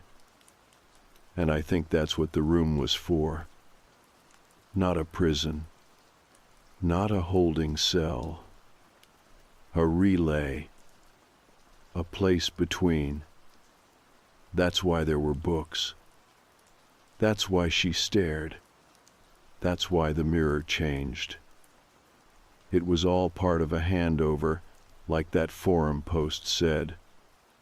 The watchers become the watched. And if you look too long, if you ask the wrong question, open the wrong door, or see the wrong thing, it passes to you. It's not supernatural, not in the way people like to say. It's a system, quiet, self-sustaining, old, older than the building, older than the shop. And I think I broke it. Not on purpose. Not with bravery or some big act of defiance. But by not playing along. I walked away. I didn't invite it in. I didn't go looking again. And most importantly, I didn't tell anyone else to. That's how it spreads, I think. Curiosity, sharing, retelling, pulling other people into the loop. That's why she smiled at me in the mirror. Because I hadn't told anyone yet. I still had a choice. And now you've read this, you do too. You can scroll past. You can tell yourself it's fiction, a weird post from someone trying to get attention. You can even laugh. That's good. Laughing helps. Just don't go looking for the shop. Don't try to find the alley. Don't trace floor plans or hunt for books called for the observers. And for the love of everything, if you ever find yourself in a charity shop with a locked door above it, just leave. Because even if it's gone now, even if the mirror is dust and the crate of books has finally rotted away, the system's still out there, waiting for another place to set down, another hallway to burrow into, another eye to look through. Not haunted, not cursed, just waiting. Because somewhere out there, someone's going to drill a peephole in a door without thinking twice. They're going to press their face up to the glass, expecting to see nothing. And they're going to find her, sitting, watching, smiling like she never left. And she's going to lean forward slowly so they don't flinch. And she's going to whisper, "Your turn." That's how it ends. No twist. No punchline. No reveal. Just the simple truth that I saw something I wasn't meant to see. And I stepped back before it stepped in. So maybe this isn't a horror story. Maybe it's a warning. Or maybe it's just my way of saying, I'm still here. Still whole. Still me. And for now, for however long that lasts, that's enough.